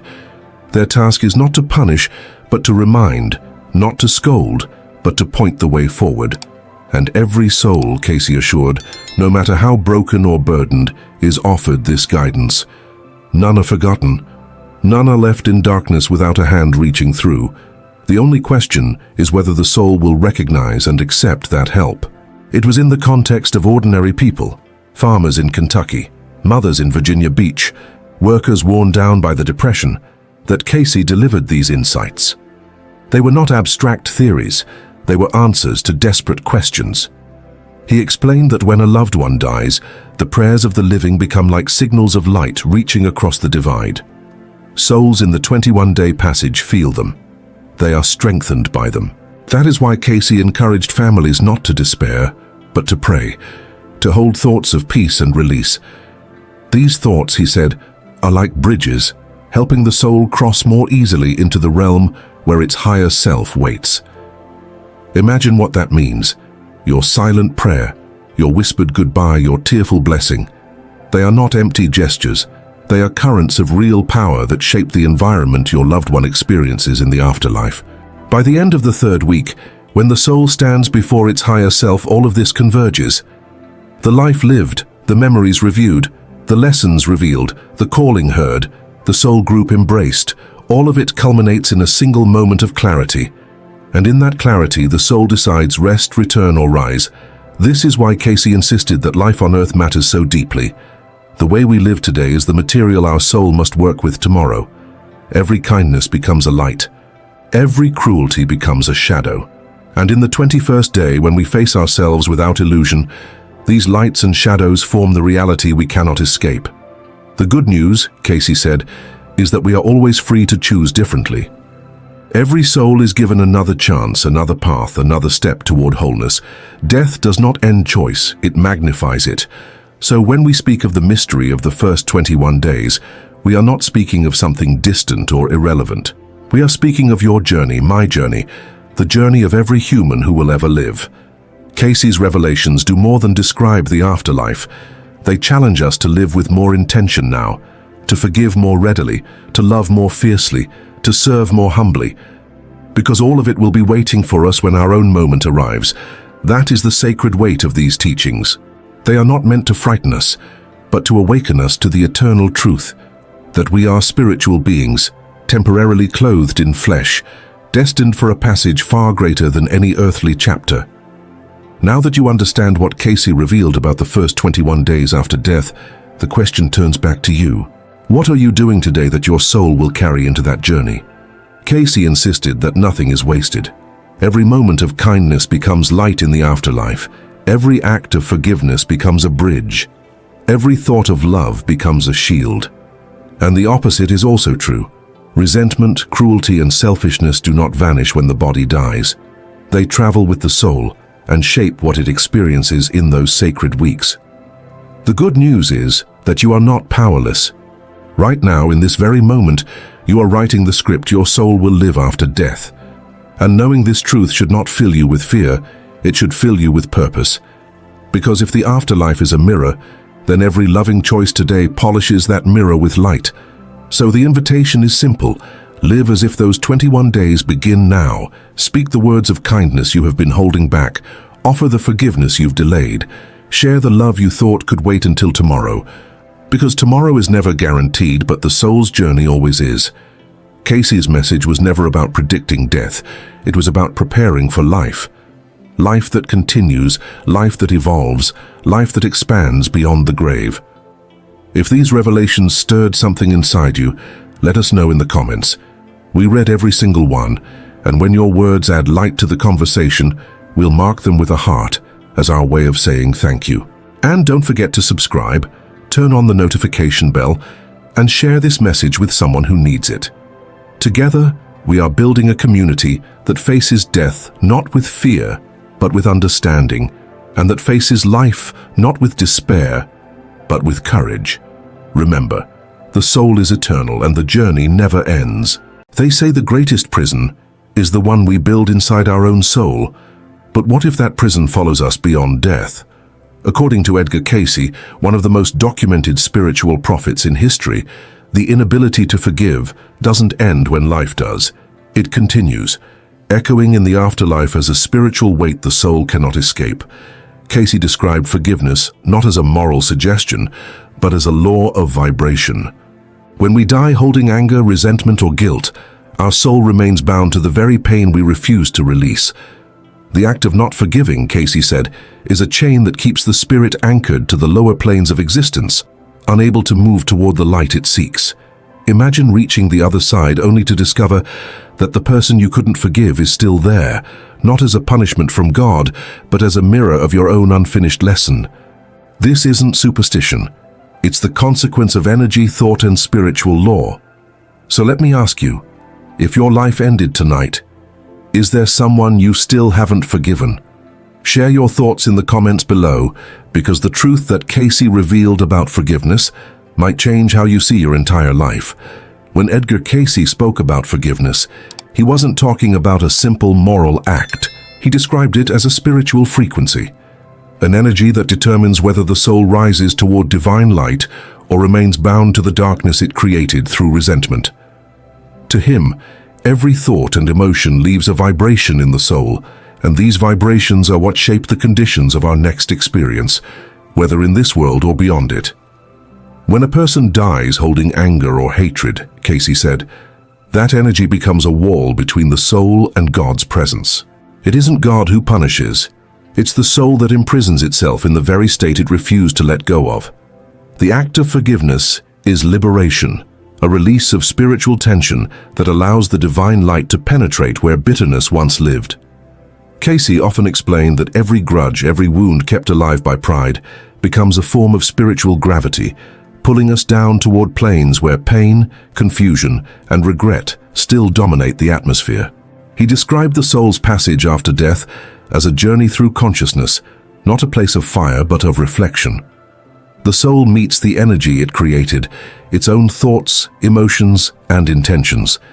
If love dominates, the path is luminous and calm. But if resentment lingers, the soul finds itself surrounded by shadows that are not external demons, but its own projections. Cayce's readings show that those who pass without forgiving often experience an immediate awareness of the opportunities they wasted on earth. They see how small arguments, harsh words, and silent bitterness became barriers to peace. The realization brings a profound sorrow, not because of divine punishment, but because the soul finally understands what love was supposed to mean. It sees clearly how forgiveness was never for others. It was the soul's medicine all along. Forgiveness, in Cayce's view, is the key that unlocks the higher realms of spiritual evolution. He said that without it, the spirit cannot move closer to Christ consciousness, the state of perfect unity with God. Those who resist forgiveness often wander in realms of grey light, neither fully dark nor radiant, where they relive moments that still demand reconciliation. These souls aren't lost forever. Cayce was clear that every soul is destined to return to the light, but the time it takes depends on the willingness to release pain. The longer the resentment is held, the longer the distance from the divine becomes. In his readings, Cayce revealed that Jesus' teaching about forgiveness wasn't symbolic. It was literal spiritual law. Forgive 70 times 7 meant not only an act toward others, but the purification of the soul's own vibration. There's a kind of divine mathematics in this. Every act of forgiveness multiplies light. Every act of hatred multiplies darkness. Cayce described this as cause and effect in the spiritual dimension. The soul creates its heaven or its hell by the energy it maintains. A person who cannot forgive carries that energy even beyond the grave, unable to see the beauty of heaven because their inner eyes are still blinded by resentment. And so, forgiveness becomes not a virtue, but survival of the spirit. It's the only bridge between pain and peace, between earth and eternity. Cayce once said that the greatest healing any human can experience begins in the heart. No medicine, no ritual, no prayer can fully heal a soul that still clings to hatred. In his readings, he often emphasized that spiritual healing and physical healing are deeply connected. Many illnesses, he explained, begin not in the body, but in the emotions that the person refuses to release. Resentment poisons the nervous system. Guilt disrupts the flow of energy through the spirit. When a person forgives, the vibration of the body changes. The cells respond differently, and divine energy begins to circulate again. Forgiveness is more than a decision. It's a spiritual realignment. To forgive is to tune your soul back to the frequency of God. Cayce believed that Jesus came not to create a religion, but to reveal that forgiveness was the only way to return to the source. He described the soul's journey after death as a continuation of this same process. Those who die without forgiving are often drawn to realms of confusion and silence. There they encounter images of the people they hurt or refuse to forgive. It isn't punishment, it's an opportunity to understand, to finally feel what they made others feel. Cayce said that every thought of judgment we hold becomes a mirror in the afterlife. Those mirrors reflect not our enemies, but our unfinished lessons. Our soul trapped by anger doesn't see God as he is. It sees him through the distortion of its own wounds. That's why, in Cayce's vision, hell isn't a place of fire. It's a state of consciousness unable to recognize love. The longer the soul resists, the denser its reality becomes, until it finally surrenders and asks for the light. And that light always answers. Cayce was clear. No soul is ever abandoned. Divine mercy is infinite, but it cannot enter a closed heart. Forgiveness opens that door. The moment a soul chooses to forgive, even after death, its vibration rises instantly. The gray becomes gold, the silence becomes music, and the presence of God begins to fill every corner of its being. The forgiveness we refuse in life must eventually be learned in spirit, because evolution demands it. Cayce compared this to spiritual gravity. No matter how far a soul falls, it will always be pulled back to its creator. But the journey home depends on how much resistance remains inside. Maybe that's why Jesus spent so much of his time teaching about mercy, compassion, and love for one's enemies. Cayce saw those teachings as universal laws, not moral advice. Every time we forgive, we release the weight that separates us from God. Every time we refuse, we bind ourselves to the pain we think belongs to someone else. Forgiveness is the end of illusion. It's seeing the divine spark even in those who hurt us. That's what Jesus meant when he said, "Father, forgive them, for they know not what they do." Cayce interpreted that moment as the greatest act of spiritual mastery in history, the human self dissolving into divine consciousness. If you've ever struggled to forgive someone, remember that Cayce's message wasn't about pretending nothing happened. It was about freeing yourself from the vibration of pain. Forgiveness doesn't erase the past. It transforms it into wisdom. It doesn't deny justice. It removes hatred from justice so that truth can heal instead of destroy. Right now, take a deep breath and ask yourself, what energy do I want to carry beyond this life?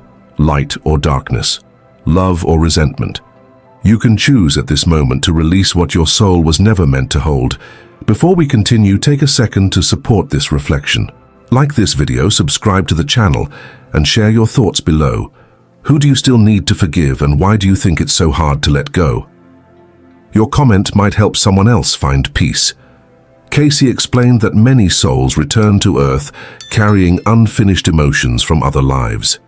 The inability to forgive becomes a thread that connects one incarnation to the next. It's not fate, it's vibration. When a person dies holding resentment, that energy remains active until it is balanced.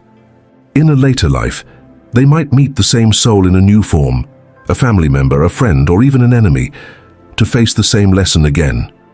This, Cayce said, is how divine justice operates, not as punishment, but as opportunity. Every encounter is designed to heal what was once broken. The soul that once hated may now have the chance to love, and through that act, rise higher than before. Forgiveness, therefore, isn't just about peace in this life. It's about freeing your future self from the chains of yesterday. He also revealed that the moment of death is not an end, but a continuation of consciousness.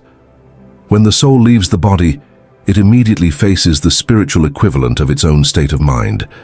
Cayce described this as a vibration match. A forgiving heart rises naturally to planes of harmony, surrounded by other luminous souls. But one who dies in bitterness feels drawn to the lower spheres, where similar vibrations gather, souls still angry, confused, or lost. There, the lesson continues. The soul begins to see that the suffering it blames on others is the same energy it keeps alive within itself. Forgiveness then becomes an awakening, a realization that no one can truly harm the eternal spirit. Only the ego can be wounded, and only love can dissolve that illusion. In his readings, Cayce often referred to the Christ pattern as the ultimate example of what a forgiven soul becomes. He said that Christ consciousness is not limited to Jesus. It is the potential of every human spirit. When we forgive, we activate that divine pattern within us. The more we resist, the farther we drift from it. He explained that prayer and meditation can help soften the heart, but true transformation happens when action follows understanding. To say, "I forgive," is not enough. The soul must feel it deeply, replacing judgment with compassion. Cayce urged people to remember that every person who causes pain is themselves in pain, trapped in their own cycle of ignorance. To see this is to awaken spiritually. Forgiveness is not weakness, it's power. It's the decision to rise above the lower vibrations that dominate the human world. Cayce said that the soul's evolution depends on its ability to love the unlovable, to bless the undeserving, and to see God even in the broken. Every time you forgive, you align yourself with divine will, and unseen forces begin to move in your favor. You become lighter, freer, closer to your true nature, and that light travels with you beyond death. Those who die in peace with no hatred in their hearts experience what Cayce described as an immediate reunion with higher consciousness, a feeling of indescribable freedom. They remember who they are, where they came from, and why they came to Earth, to learn how to love as God loves. But those who leave this world still chained by resentment experience a very different awakening. In their first moments beyond the body, they feel confusion, an ache that has no physical source. They see flashes of their life, moments where they could have chosen love but didn't. It's not punishment, it's awareness. In that instant, the soul understands that the only real sin was separation from love. Some souls, Cayce said, take longer to accept this. They wander in twilight realms surrounded by their own echoing thoughts until compassion begins to rise within them again. Then, slowly, they forgive, and instantly, light returns. Cayce's teachings remind us that every soul carries within it the image of God, but that image becomes hidden when the heart is closed. Forgiveness is what cleanses that image until it shines again. He said that prayer is powerful, but it only reaches its full strength when it comes from a heart free of bitterness. Many people, he noted, pray for peace while still holding anger against their brothers and sisters. That contradiction blocks divine energy like a stone in a river. Only through forgiveness does the current of God's love flow again. Cayce emphasized that forgiveness must begin inwardly. We cannot truly forgive others until we forgive ourselves. Many souls, he said, suffer not because of others' cruelty, but because they cannot accept their own mistakes. This self-rejection creates spiritual blindness. preventing them from seeing that they are still loved by the Creator. In his readings, Cayce described how the soul that refuses self-forgiveness experiences a kind of inner darkness after death. It sees its past actions replayed before it, not as judgment, but as illumination. The soul witnesses every moment it denied love, every chance it had to bring healing and didn't. Yet even then, God's voice is gentle. It whispers, "You are still mine." Forgiveness, therefore, is not an emotion, it's an awakening to truth. When the soul finally accepts divine mercy, the pain dissolves like mist under sunlight. Cayce insisted that no matter how terrible one's life has been, no one is beyond redemption. The door to light is never locked. It simply waits for humility. He also said that Jesus Christ embodied the perfect vibration of forgiveness. To follow Christ, Cayce explained, is not to repeat his words, but to match his frequency. Every act of mercy aligns us with the Christ pattern. When you forgive someone who hurt you deeply, you recreate a small portion of the cross, not in suffering but in transformation. The cross, Cayce said, was the meeting point of human pain and divine love. It represents the moment when darkness was absorbed by light through forgiveness. That same power exists in you. Every time you release anger, you participate in that same redemption. Forgiveness is the soul's return to order. It heals relationships, restores purpose, and even changes physical reality. Cayce described how thoughts of compassion send real vibrations into the universe that attract harmony and health. When we forgive, we literally alter the spiritual atmosphere around us. Angels, he said, are drawn to forgiving hearts because those hearts emit light they can recognize. The universe itself bends toward love. So if you're watching this and you're still holding something inside, anger toward someone who betrayed you, resentment toward a parent, guilt for what you couldn't fix, remember this: God isn't waiting for perfect people, only for open hearts. The soul that forgives steps into eternal freedom. The soul that refuses remains trapped in its own creation.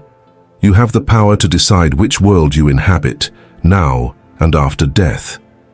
Cayce's words were not meant to scare, but to awaken.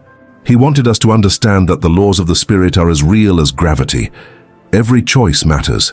Forgiveness may feel impossible, but it is the highest form of faith, to trust that love is stronger than pain. In one of his most profound readings, Edgar Cayce said that the soul's journey after death is simply the continuation of what it practiced on earth. If a person lived in love, peace, and forgiveness, they cross the threshold with calmness, embraced by light. But if they lived with bitterness, envy, or anger, the crossing is heavy. The soul feels weighed down, unable to rise, as if chained to its old emotions. It doesn't find torment outside. It meets the torment it never resolved within. Cayce described this as the magnetic field of thought, where each vibration attracts its likeness. A forgiving soul rises effortlessly because it carries no density. An unforgiving one must first face itself until the burden is released. This is why Jesus' call to forgive our enemies wasn't moral poetry. It was a map for spiritual survival. Forgiveness, Cayce said, is the highest expression of divine intelligence. It aligns human will with cosmic order. Each act of mercy creates harmony that extends far beyond what we can see. When a person forgives, they become a channel through which God's grace flows into the world. Cayce often told people that healing others begins with forgiveness, even if that forgiveness is never spoken aloud. Because in forgiving, we stop projecting pain and start radiating love. And that radiation, he said, is what heals nations, families, and souls alike. It is the vibration of Christ in action. Those who live by it don't just prepare for heaven, they bring a piece of heaven into every breath of life. Cayce also warned that refusing to forgive leads to stagnation, not only after death but during life. The heart grows colder, the mind restless, and the body begins to mirror the soul's tension. Diseases of the stomach, heart, and nerves often originate in unhealed emotions. To forgive is to release that inner poison.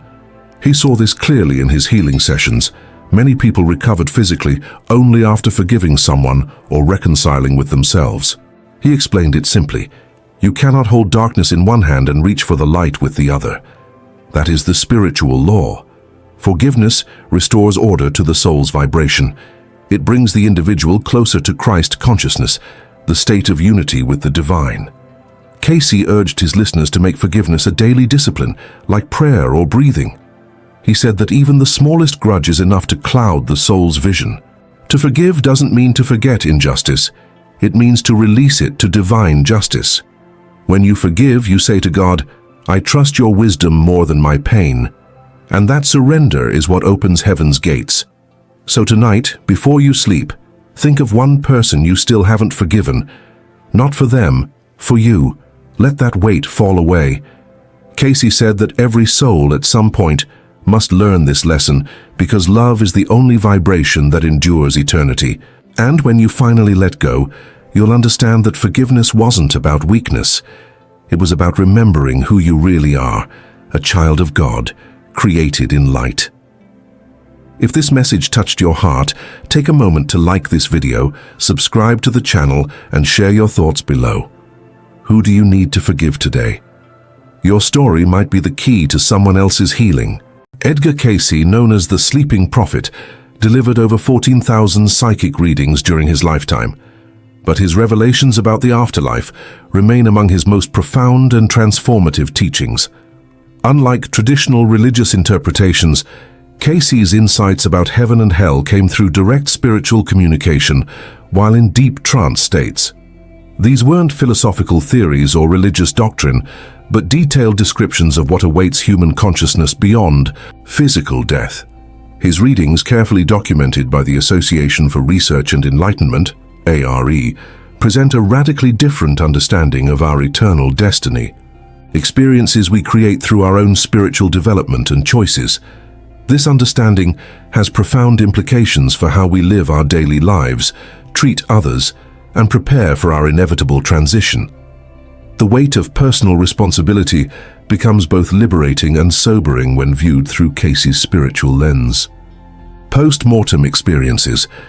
We'll examine his detailed descriptions of different spiritual planes, the role of karma in shaping our afterlife journey, and how consciousness itself creates our reality beyond death. These aren't abstract concepts, but practical insights that can transform how you approach every decision, relationship, and spiritual practice in your current life.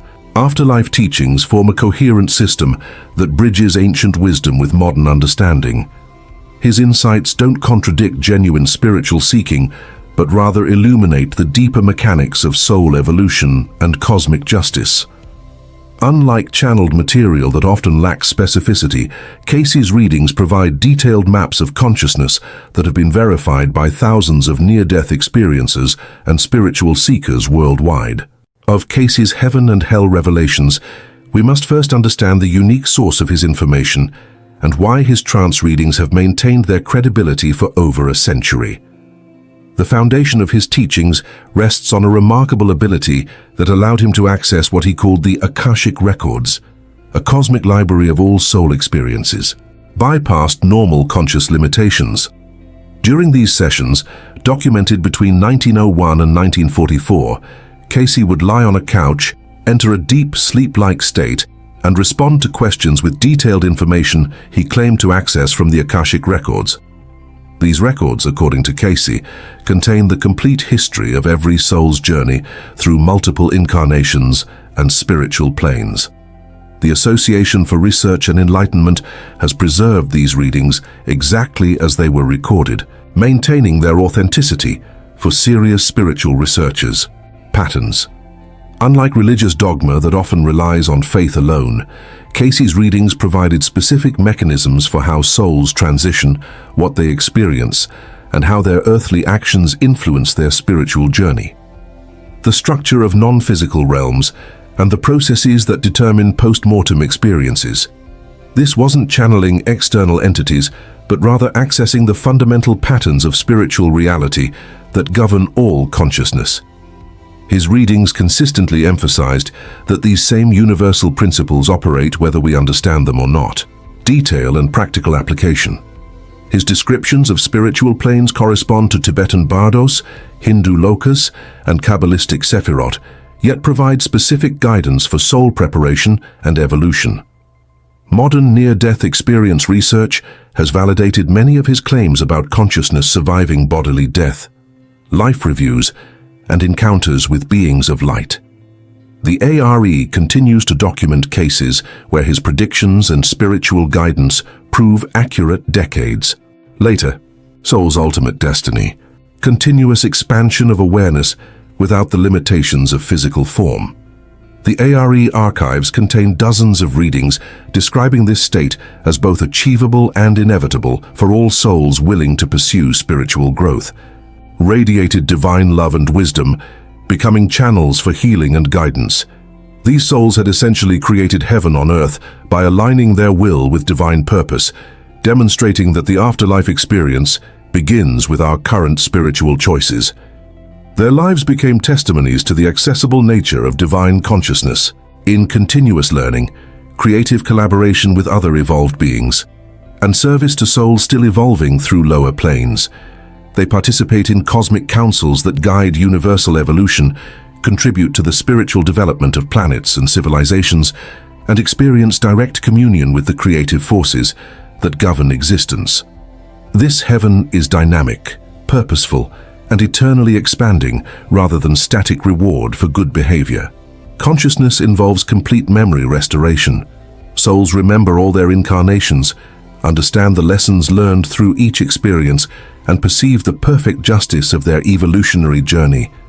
Fear, pain, and limitation become impossible because consciousness has transcended the illusions that create suffering.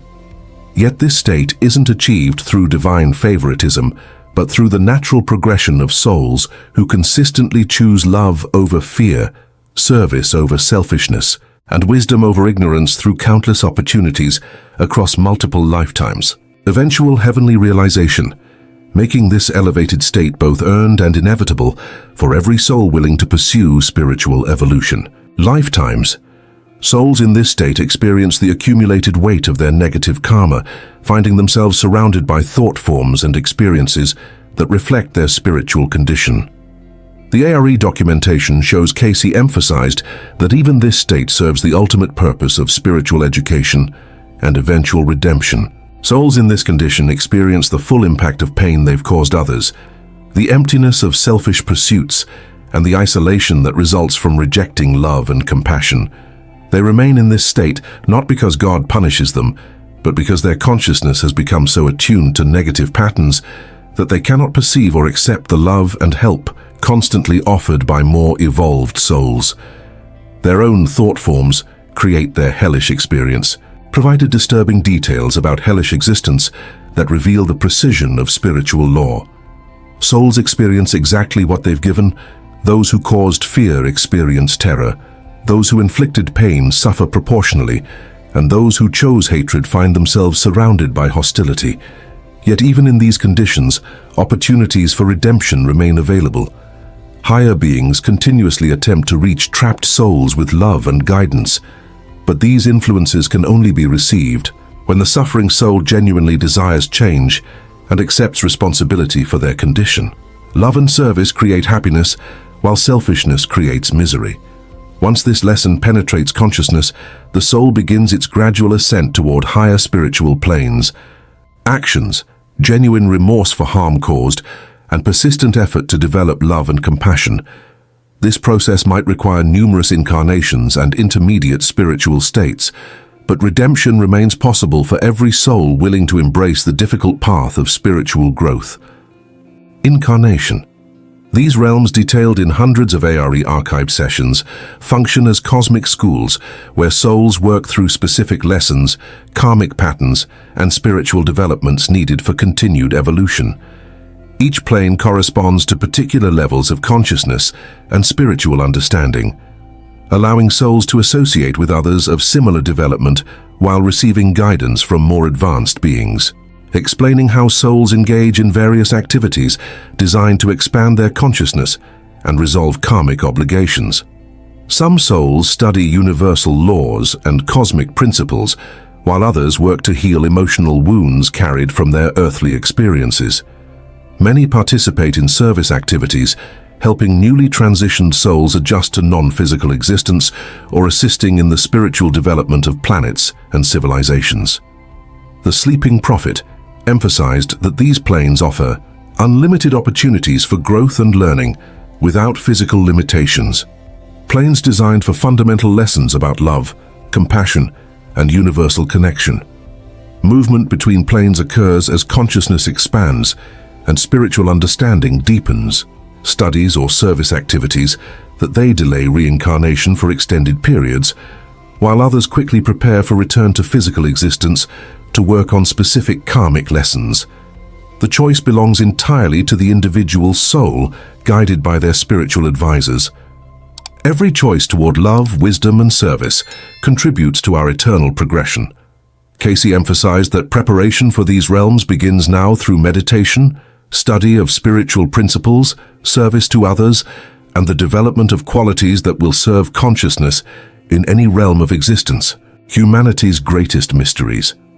According to his trance sessions, documented extensively by the ARE, death involves the gradual separation of soul consciousness from the physical body, beginning with the release of the etheric body that maintains vital functions. This process can occur instantly in sudden death or gradually over time in prolonged illness, but the essential pattern remains consistent. Consciousness simply shifts its focus from physical to spiritual dimensions. Death triggers what Cayce called the life review, a comprehensive examination of the recently completed incarnation where souls experience every action, thought, and emotion from their lifetime from both their own perspective and that of everyone they affected. This review occurs in the presence of spiritual guides and is conducted with perfect love and understanding rather than judgment or condemnation. Souls see clearly how their choices contributed to spiritual growth or created karmic obligations, providing essential information for planning their continued development. Period varies greatly depending on the soul's spiritual development, the circumstances of their death, and their understanding of spiritual principles while incarnated, according to their consciousness level. However, they also carry forward their habitual thought patterns, emotional reactions, and spiritual development achieved during physical life, which determines their initial post-mortem experiences and the spiritual plane they naturally inhabit. Love and compassion, and maintained faith in continued existence, adapt much more easily to post-mortem reality. Those who denied spiritual existence, lived entirely materialistically, or developed strong negative patterns experienced confusion, fear, and difficulty accepting their new condition, potentially creating temporary hellish experiences until they can adjust to spiritual reality. Ensuring that every action, thought, and intention creates corresponding consequences that must eventually be balanced. His readings, preserved in the ARE archives, described karma not as punishment, but as cosmic education designed to teach souls the effects of their choices and guide them toward spiritual wisdom. This law operates with mathematical precision across multiple lifetimes, ensuring perfect justice while providing unlimited opportunities for learning, growth, and redemption through countless incarnations. Perspective, but reveals perfect balance when viewed across the soul's complete evolutionary journey through multiple incarnations and spiritual planes. Pain they've inflicted. This experiential learning continues until souls develop genuine empathy, wisdom, and love that prevents repetition of harmful patterns. Karma serves spiritual education rather than cosmic revenge. Experiences specifically designed to address their karmic obligations and spiritual development needs. This pre-incarnation planning ensures that every soul receives exactly the experiences necessary for their continued evolution, though free will during incarnation determines how effectively they utilize these opportunities, an opportunity to balance past actions or develop needed spiritual qualities, while every blessing represents earned reward for positive choices made across multiple lifetimes. This perspective encourages personal responsibility, compassion for others' struggles, and patience with the gradual process of spiritual evolution that unfolds across countless incarnations and experiences in both physical and spiritual realms. Afterlife experience begins with daily choices made during physical incarnation, making every moment an opportunity to influence our eternal destiny.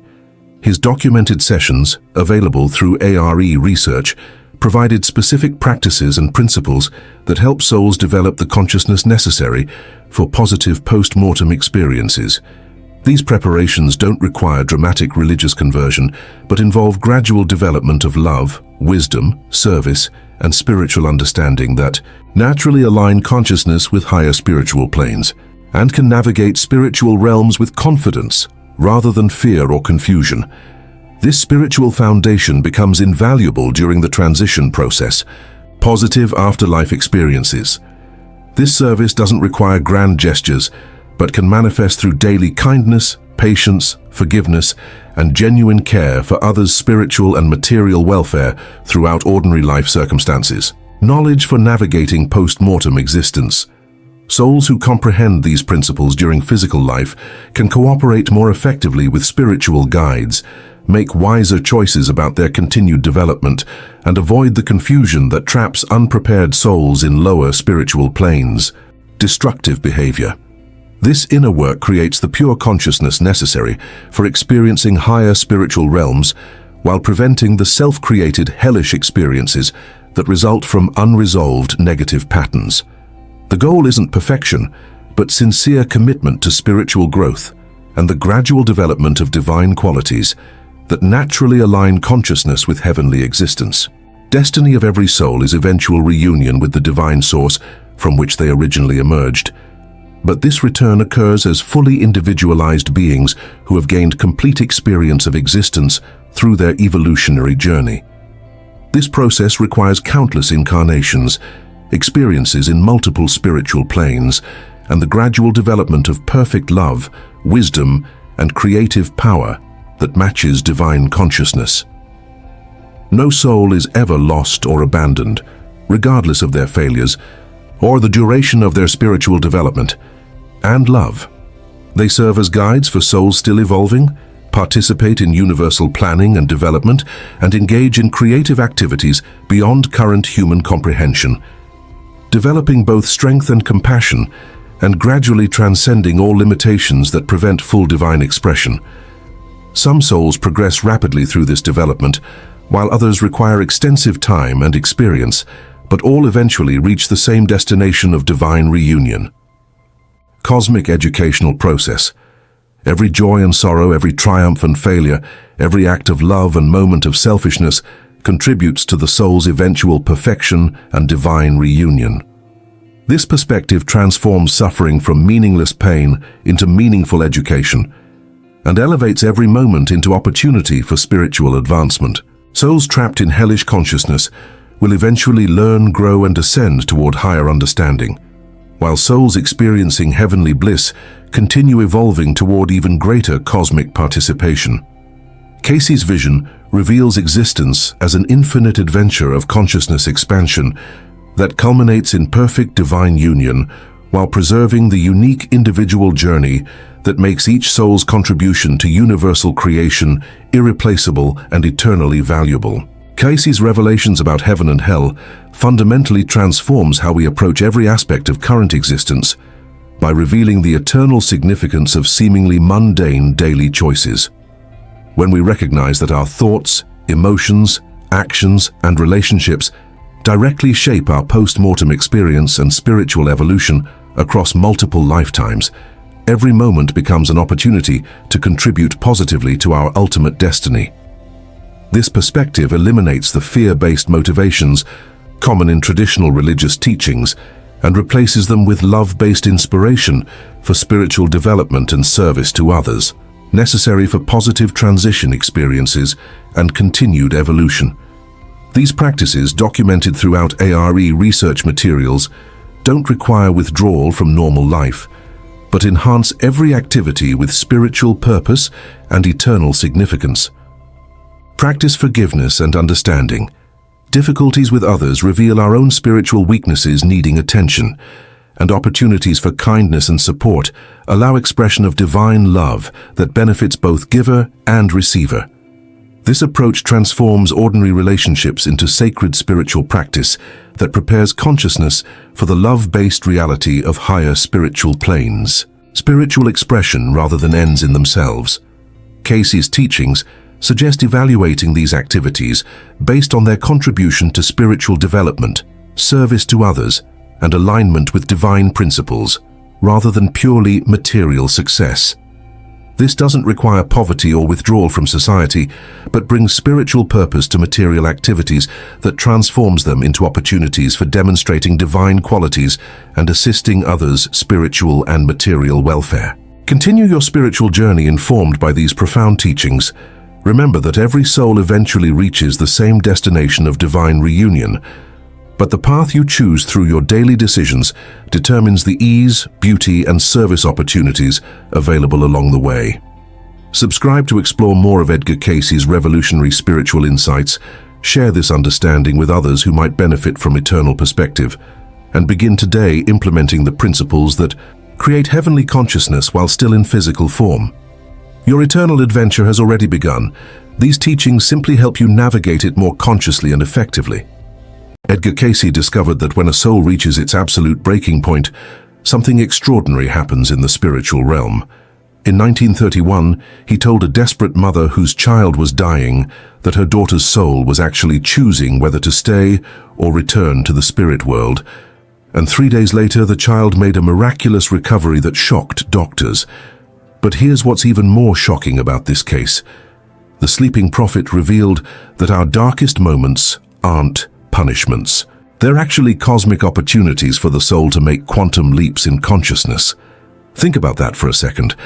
Every moment of despair you've ever felt might have been preparing you for something magnificent. Here's what I'm going to reveal in this video based on Cayce's documented readings. You'll discover the 3 spiritual laws that activate during crisis, why some souls choose suffering as their path to enlightenment, and the specific technique Cayce gave for connecting with your higher self during life's most challenging moments. If this resonates with you, hit that subscribe button and ring the notification bell, because this information could transform how you see every struggle in your life. Let me take you back to Virginia Beach in the 1930s. Edgar Cayce is lying on his couch, entering that famous trance state that would make him the most documented psychic in American history. The stenographer is ready. The desperate seeker is waiting, and what comes through Cayce's lips that day would change everything we thought we knew about human suffering. The reading was for a man who'd lost everything. His business had collapsed, his wife had left him, and he was contemplating ending his life. But instead of offering empty comfort, Cayce revealed something that shocked everyone in the room. He said the man's soul had specifically chosen this incarnation, knowing these exact challenges would occur, not as punishment, but as acceleration. Here's where it gets mind-blowing. Cayce explained that souls in the spirit realm actually volunteer for the most difficult Earth experiences because they provide the fastest spiritual growth. It's like choosing the advanced course instead of the beginner level. But wait, there's something even more profound about how this works. Cayce discovered that during our darkest hours, the veil between dimensions becomes thinner. In documented case after documented case, he revealed that moments of crisis open portals to higher consciousness that simply aren't accessible during comfortable times. Think of it like this. Your soul is like a diamond, and life's pressures are what create the brilliant facets. Without the pressure, you'd just be a lump of carbon. In one of his most documented cases, Cayce read for a woman who'd been bedridden for 7 years with a mysterious illness. Doctors had given up. But here's what Cayce saw in the Akashic records, that cosmic library where every soul's journey is recorded. He revealed that her illness wasn't random. Her soul had chosen this experience to develop compassion and to discover healing abilities she didn't know she possessed. But there was a condition.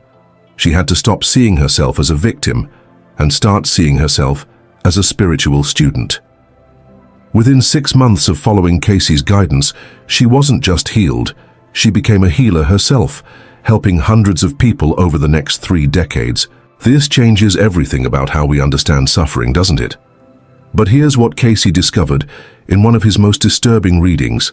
Some souls become so attached to their suffering that they resist the very growth it was meant to provide. They get stuck in victim consciousness instead of recognizing their spiritual power. Cayce called this the Great Spiritual Trap, and he gave specific techniques for breaking free from it. The first technique is what he called soul recognition. Instead of asking, "Why is this happening to me?" you ask, "What is my soul trying to learn through this experience?" This single shift in perspective activates what Cayce termed the inner teacher. The second technique involves what Cayce discovered about prayer during crisis. Regular prayer asks for things to change. Soul-level prayer asks for understanding and strength to grow through the experience. Cayce documented case after case where this type of prayer led to miraculous breakthroughs. But the third technique is the most powerful, and I'll reveal that in just a moment. Let me tell you about a case that terrified even Cayce's assistants. A young man came for a reading after a devastating accident left him paralyzed. The doctors said he'd never walk again. His family was preparing for a lifetime of care, but when Cayce entered his trance, he began describing something that no one expected. He saw the man's accident not as tragedy, but as spiritual intervention. The young man's soul had been heading down a destructive path in his previous spiritual reading, and this experience was actually a course correction chosen at the soul level. More shocking yet, Cayce revealed that the man had the ability to heal himself completely, but only if he could understand the spiritual purpose behind his challenge. Here's what happened next.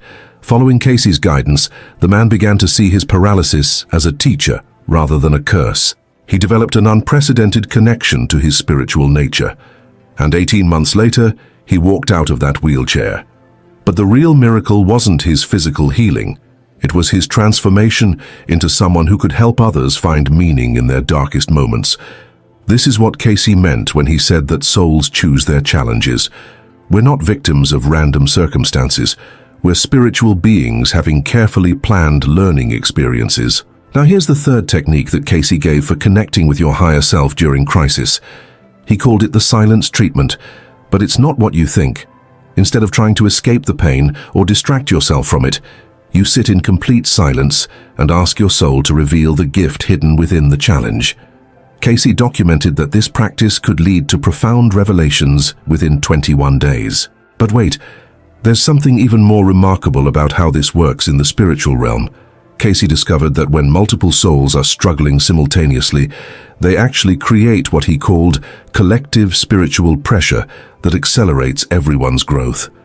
This is why difficult times in history often produce the greatest spiritual breakthroughs and enlightened leaders. Think about the great spiritual teachers throughout history. Buddha discovered enlightenment through confronting suffering.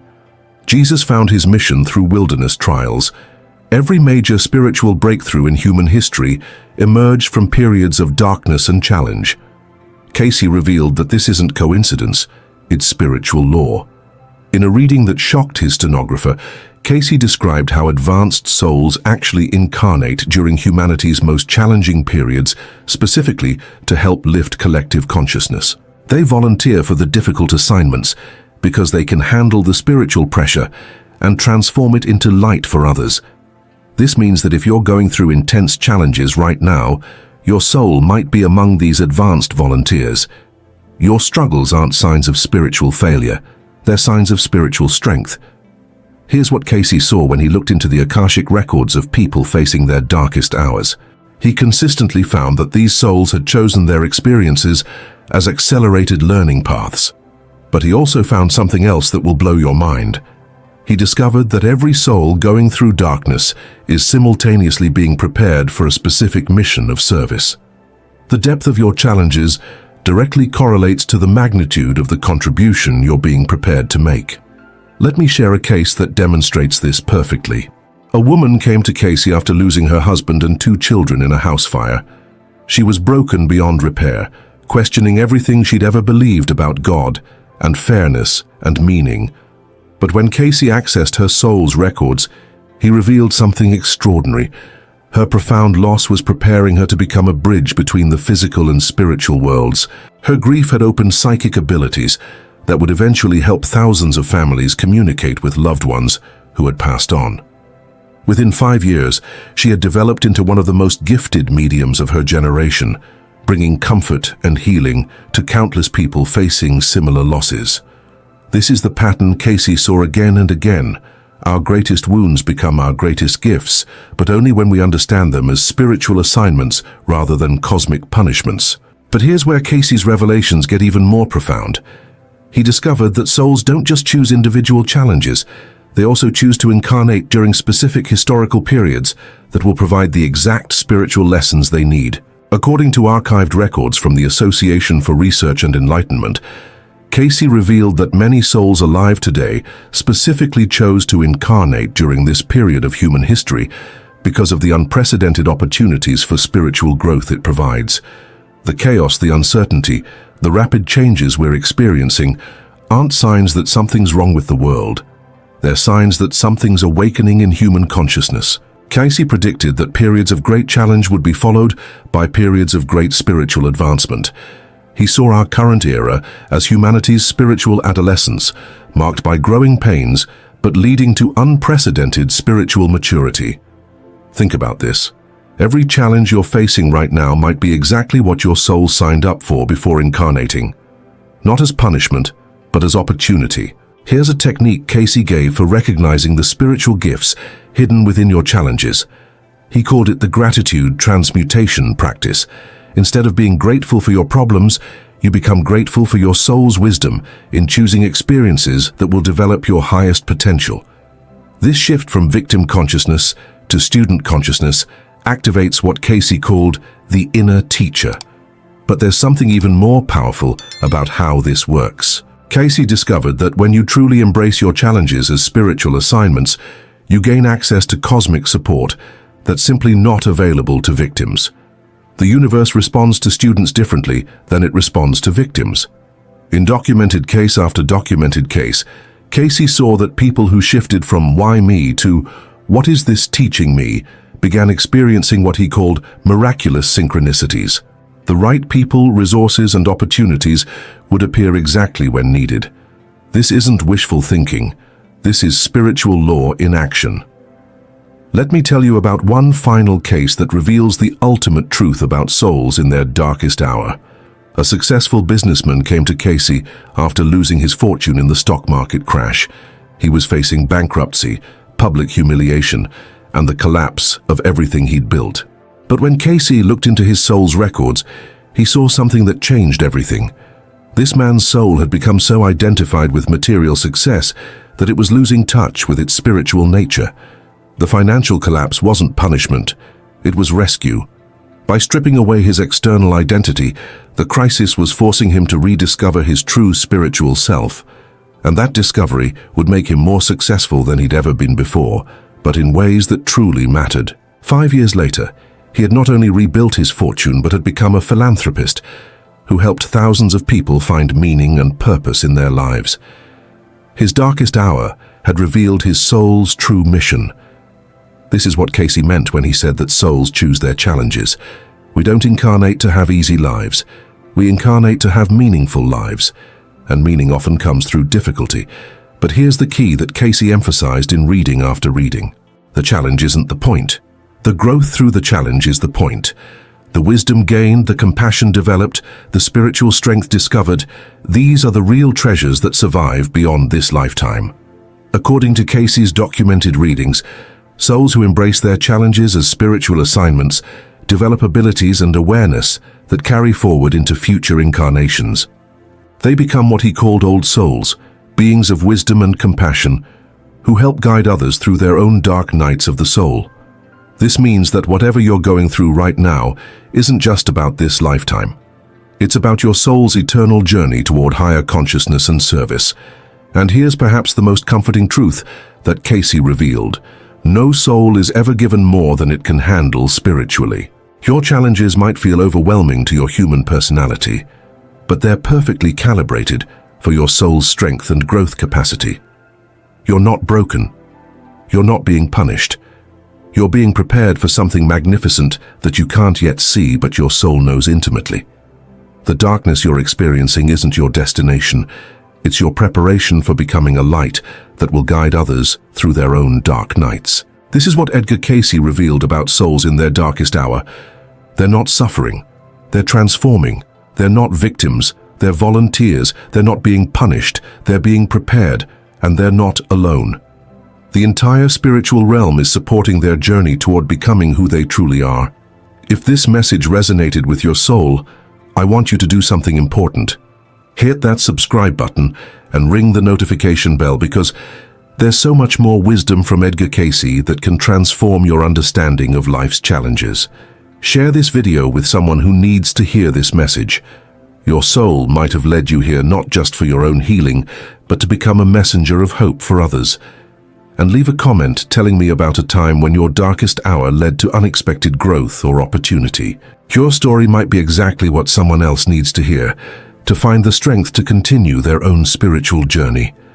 Remember, according to Edgar Cayce's documented readings, you didn't come here to live a small, safe life. You came here to become the fullest expression of your soul's magnificent potential. And sometimes that requires walking through darkness to discover just how bright your light can shine. But there's one more revelation from Cayce's work that I need to share with you. Something that will completely change how you see every difficult moment in your life. In a series of readings conducted in the late 1930s, Cayce made a discovery that shocked even his most devoted followers. He found that souls don't just choose their major life challenges, they also choose the specific timing of when these challenges will occur. According to archived records from Virginia Beach, Cayce revealed that our souls work with what he called spiritual advisors in the between-life state to plan not just what we'll experience, but when we'll be ready to handle each lesson. This means that crisis in your life isn't just random bad timing. It's precisely orchestrated spiritual timing, designed to maximize your growth and minimize unnecessary suffering. Think about the last major challenge you faced. Now think about who you were before that experience versus who you became afterward. Can you see how you were being prepared for something greater? Cayce discovered that souls often plan multiple crisis points throughout a lifetime, each one building on the strength and wisdom gained from the previous ones. It's like a spiritual curriculum designed specifically for your soul's evolution. But here's what makes this even more incredible.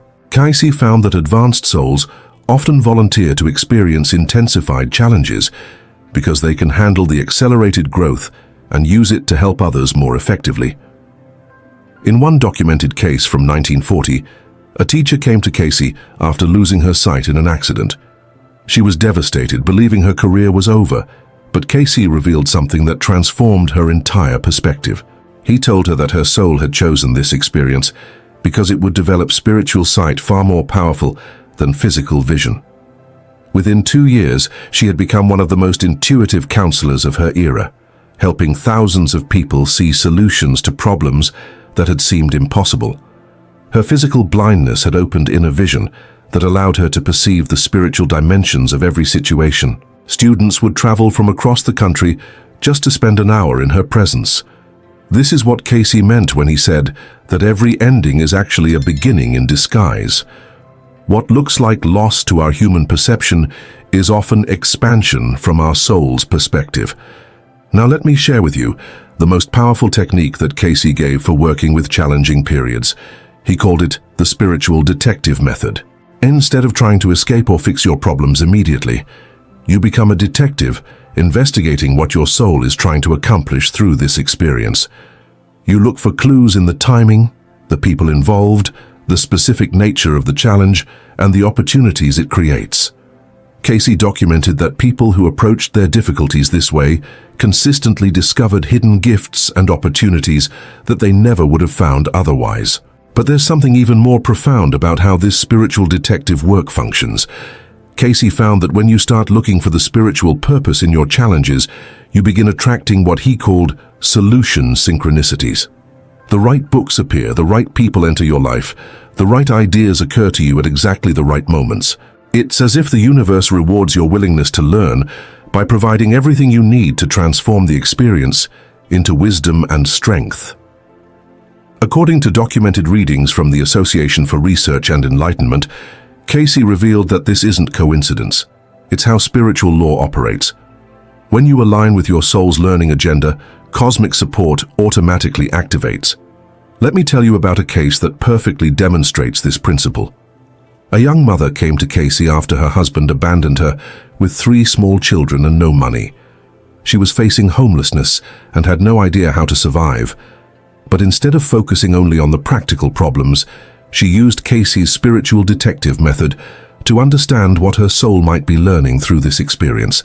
She realized that she had always been dependent on others for her security and had never developed her own inner strength and capabilities. This crisis was forcing her to discover resources she didn't know she possessed. Within 6 months, she had not only found stable housing and income, but had started a support group for other abandoned mothers that eventually became a nationwide organization helping thousands of families. Her greatest vulnerability had become her greatest strength, and her personal crisis had become her life's mission. This is the pattern that Cayce saw consistently in the spiritual realm. Our darkest moments aren't interruptions to our soul's plan. They're the most important chapters in our soul's story. But here's something that Cayce discovered that will give you tremendous comfort during difficult times. He found that souls are never alone during their challenging periods, even when it feels like everyone has abandoned them. In Reading After Reading, Cayce described what he called the invisible support team that surrounds every soul during crisis. This includes guides, teachers, and even loved ones who have passed on, all working together to provide strength, inspiration, and guidance. The key is learning to recognize and connect with this spiritual support system. Cayce gave specific techniques for this that I want to share with you. The first technique is what he called the daily council meeting. Every morning, you spend 5 minutes in quiet meditation asking your spiritual support team to make their presence known throughout the day. Then you watch for signs, synchronicities, and sudden insights that indicate their guidance. The second technique involves what Cayce called gratitude broadcasting. Before sleeping each night, you mentally broadcast gratitude to all the seen and unseen helpers who assisted you that day. This strengthens your connection to spiritual support and attracts even more help. But the third technique is the most powerful for receiving direct guidance during crisis. Cayce called it the emergency prayer protocol. When you're facing a situation that seems impossible, instead of asking for specific outcomes, you ask to be shown the next right step and to be given the strength to take it. Cayce documented that this type of prayer consistently led to breakthrough moments where solutions would appear that hadn't been visible before. According to archived records from his readings, Cayce explained that souls in crisis gain access to higher levels of guidance than are normally available. It's as if the spiritual realm opens special channels of communication when we need them most. This means that your most difficult moments might actually be when you're most connected to divine wisdom and support. The key is knowing how to recognize and receive it. Let me share one final story that captures the ultimate truth about what happens to souls in their darkest hour. A man came to Cayce after losing everything in a business betrayal by his closest friend. He was financially ruined, emotionally devastated, and questioning everything he believed about trust and human nature. But when Cayce looked into his soul's records, he saw something extraordinary. This betrayal was actually preventing the man from a much more devastating loss that would have occurred if his business had continued on its original path. More than that, the experience was preparing him to become a protector and advocate for others who would face similar betrayals. His own wound would become his qualification to heal others. 10 years later, he had become one of the most respected business ethics attorneys in the country, helping hundreds of people recover from fraud and betrayal while building a new model of business based on integrity and mutual support. His darkest hour had revealed his soul's true calling and had saved him from a path that would have led to spiritual emptiness despite material success. This is what Edgar Cayce understood about the spiritual realm that most people miss. Our souls aren't just trying to be happy in this lifetime. They're trying to evolve into beings of wisdom, compassion, and service that can contribute to the healing of the world. And sometimes that evolution requires experiences that challenge everything we think we want in order to reveal everything we truly need to become. Your darkest hour isn't your punishment. It's your preparation for a level of contribution and service that you can't yet imagine, but your soul has always known was your destiny. And when you understand this truth, when you really get it deep in your bones, everything changes. The pain doesn't necessarily go away immediately, but it gains meaning. The struggle doesn't disappear, but it gains purpose. You stop being a victim of your circumstances and become a student of your soul's wisdom. You stop asking why this is happening to you and start asking what you're being prepared to give to the world. And that shift, according to Edgar Cayce's documented readings, is when miracles begin to happen. Not just healing miracles, but transformation miracles. Not just change in your circumstances, but change in who you are at the deepest level. This is what the sleeping prophet revealed about souls in their darkest hour. They're being prepared for their brightest contribution. They're being refined into instruments of healing and hope for others who will walk similar paths.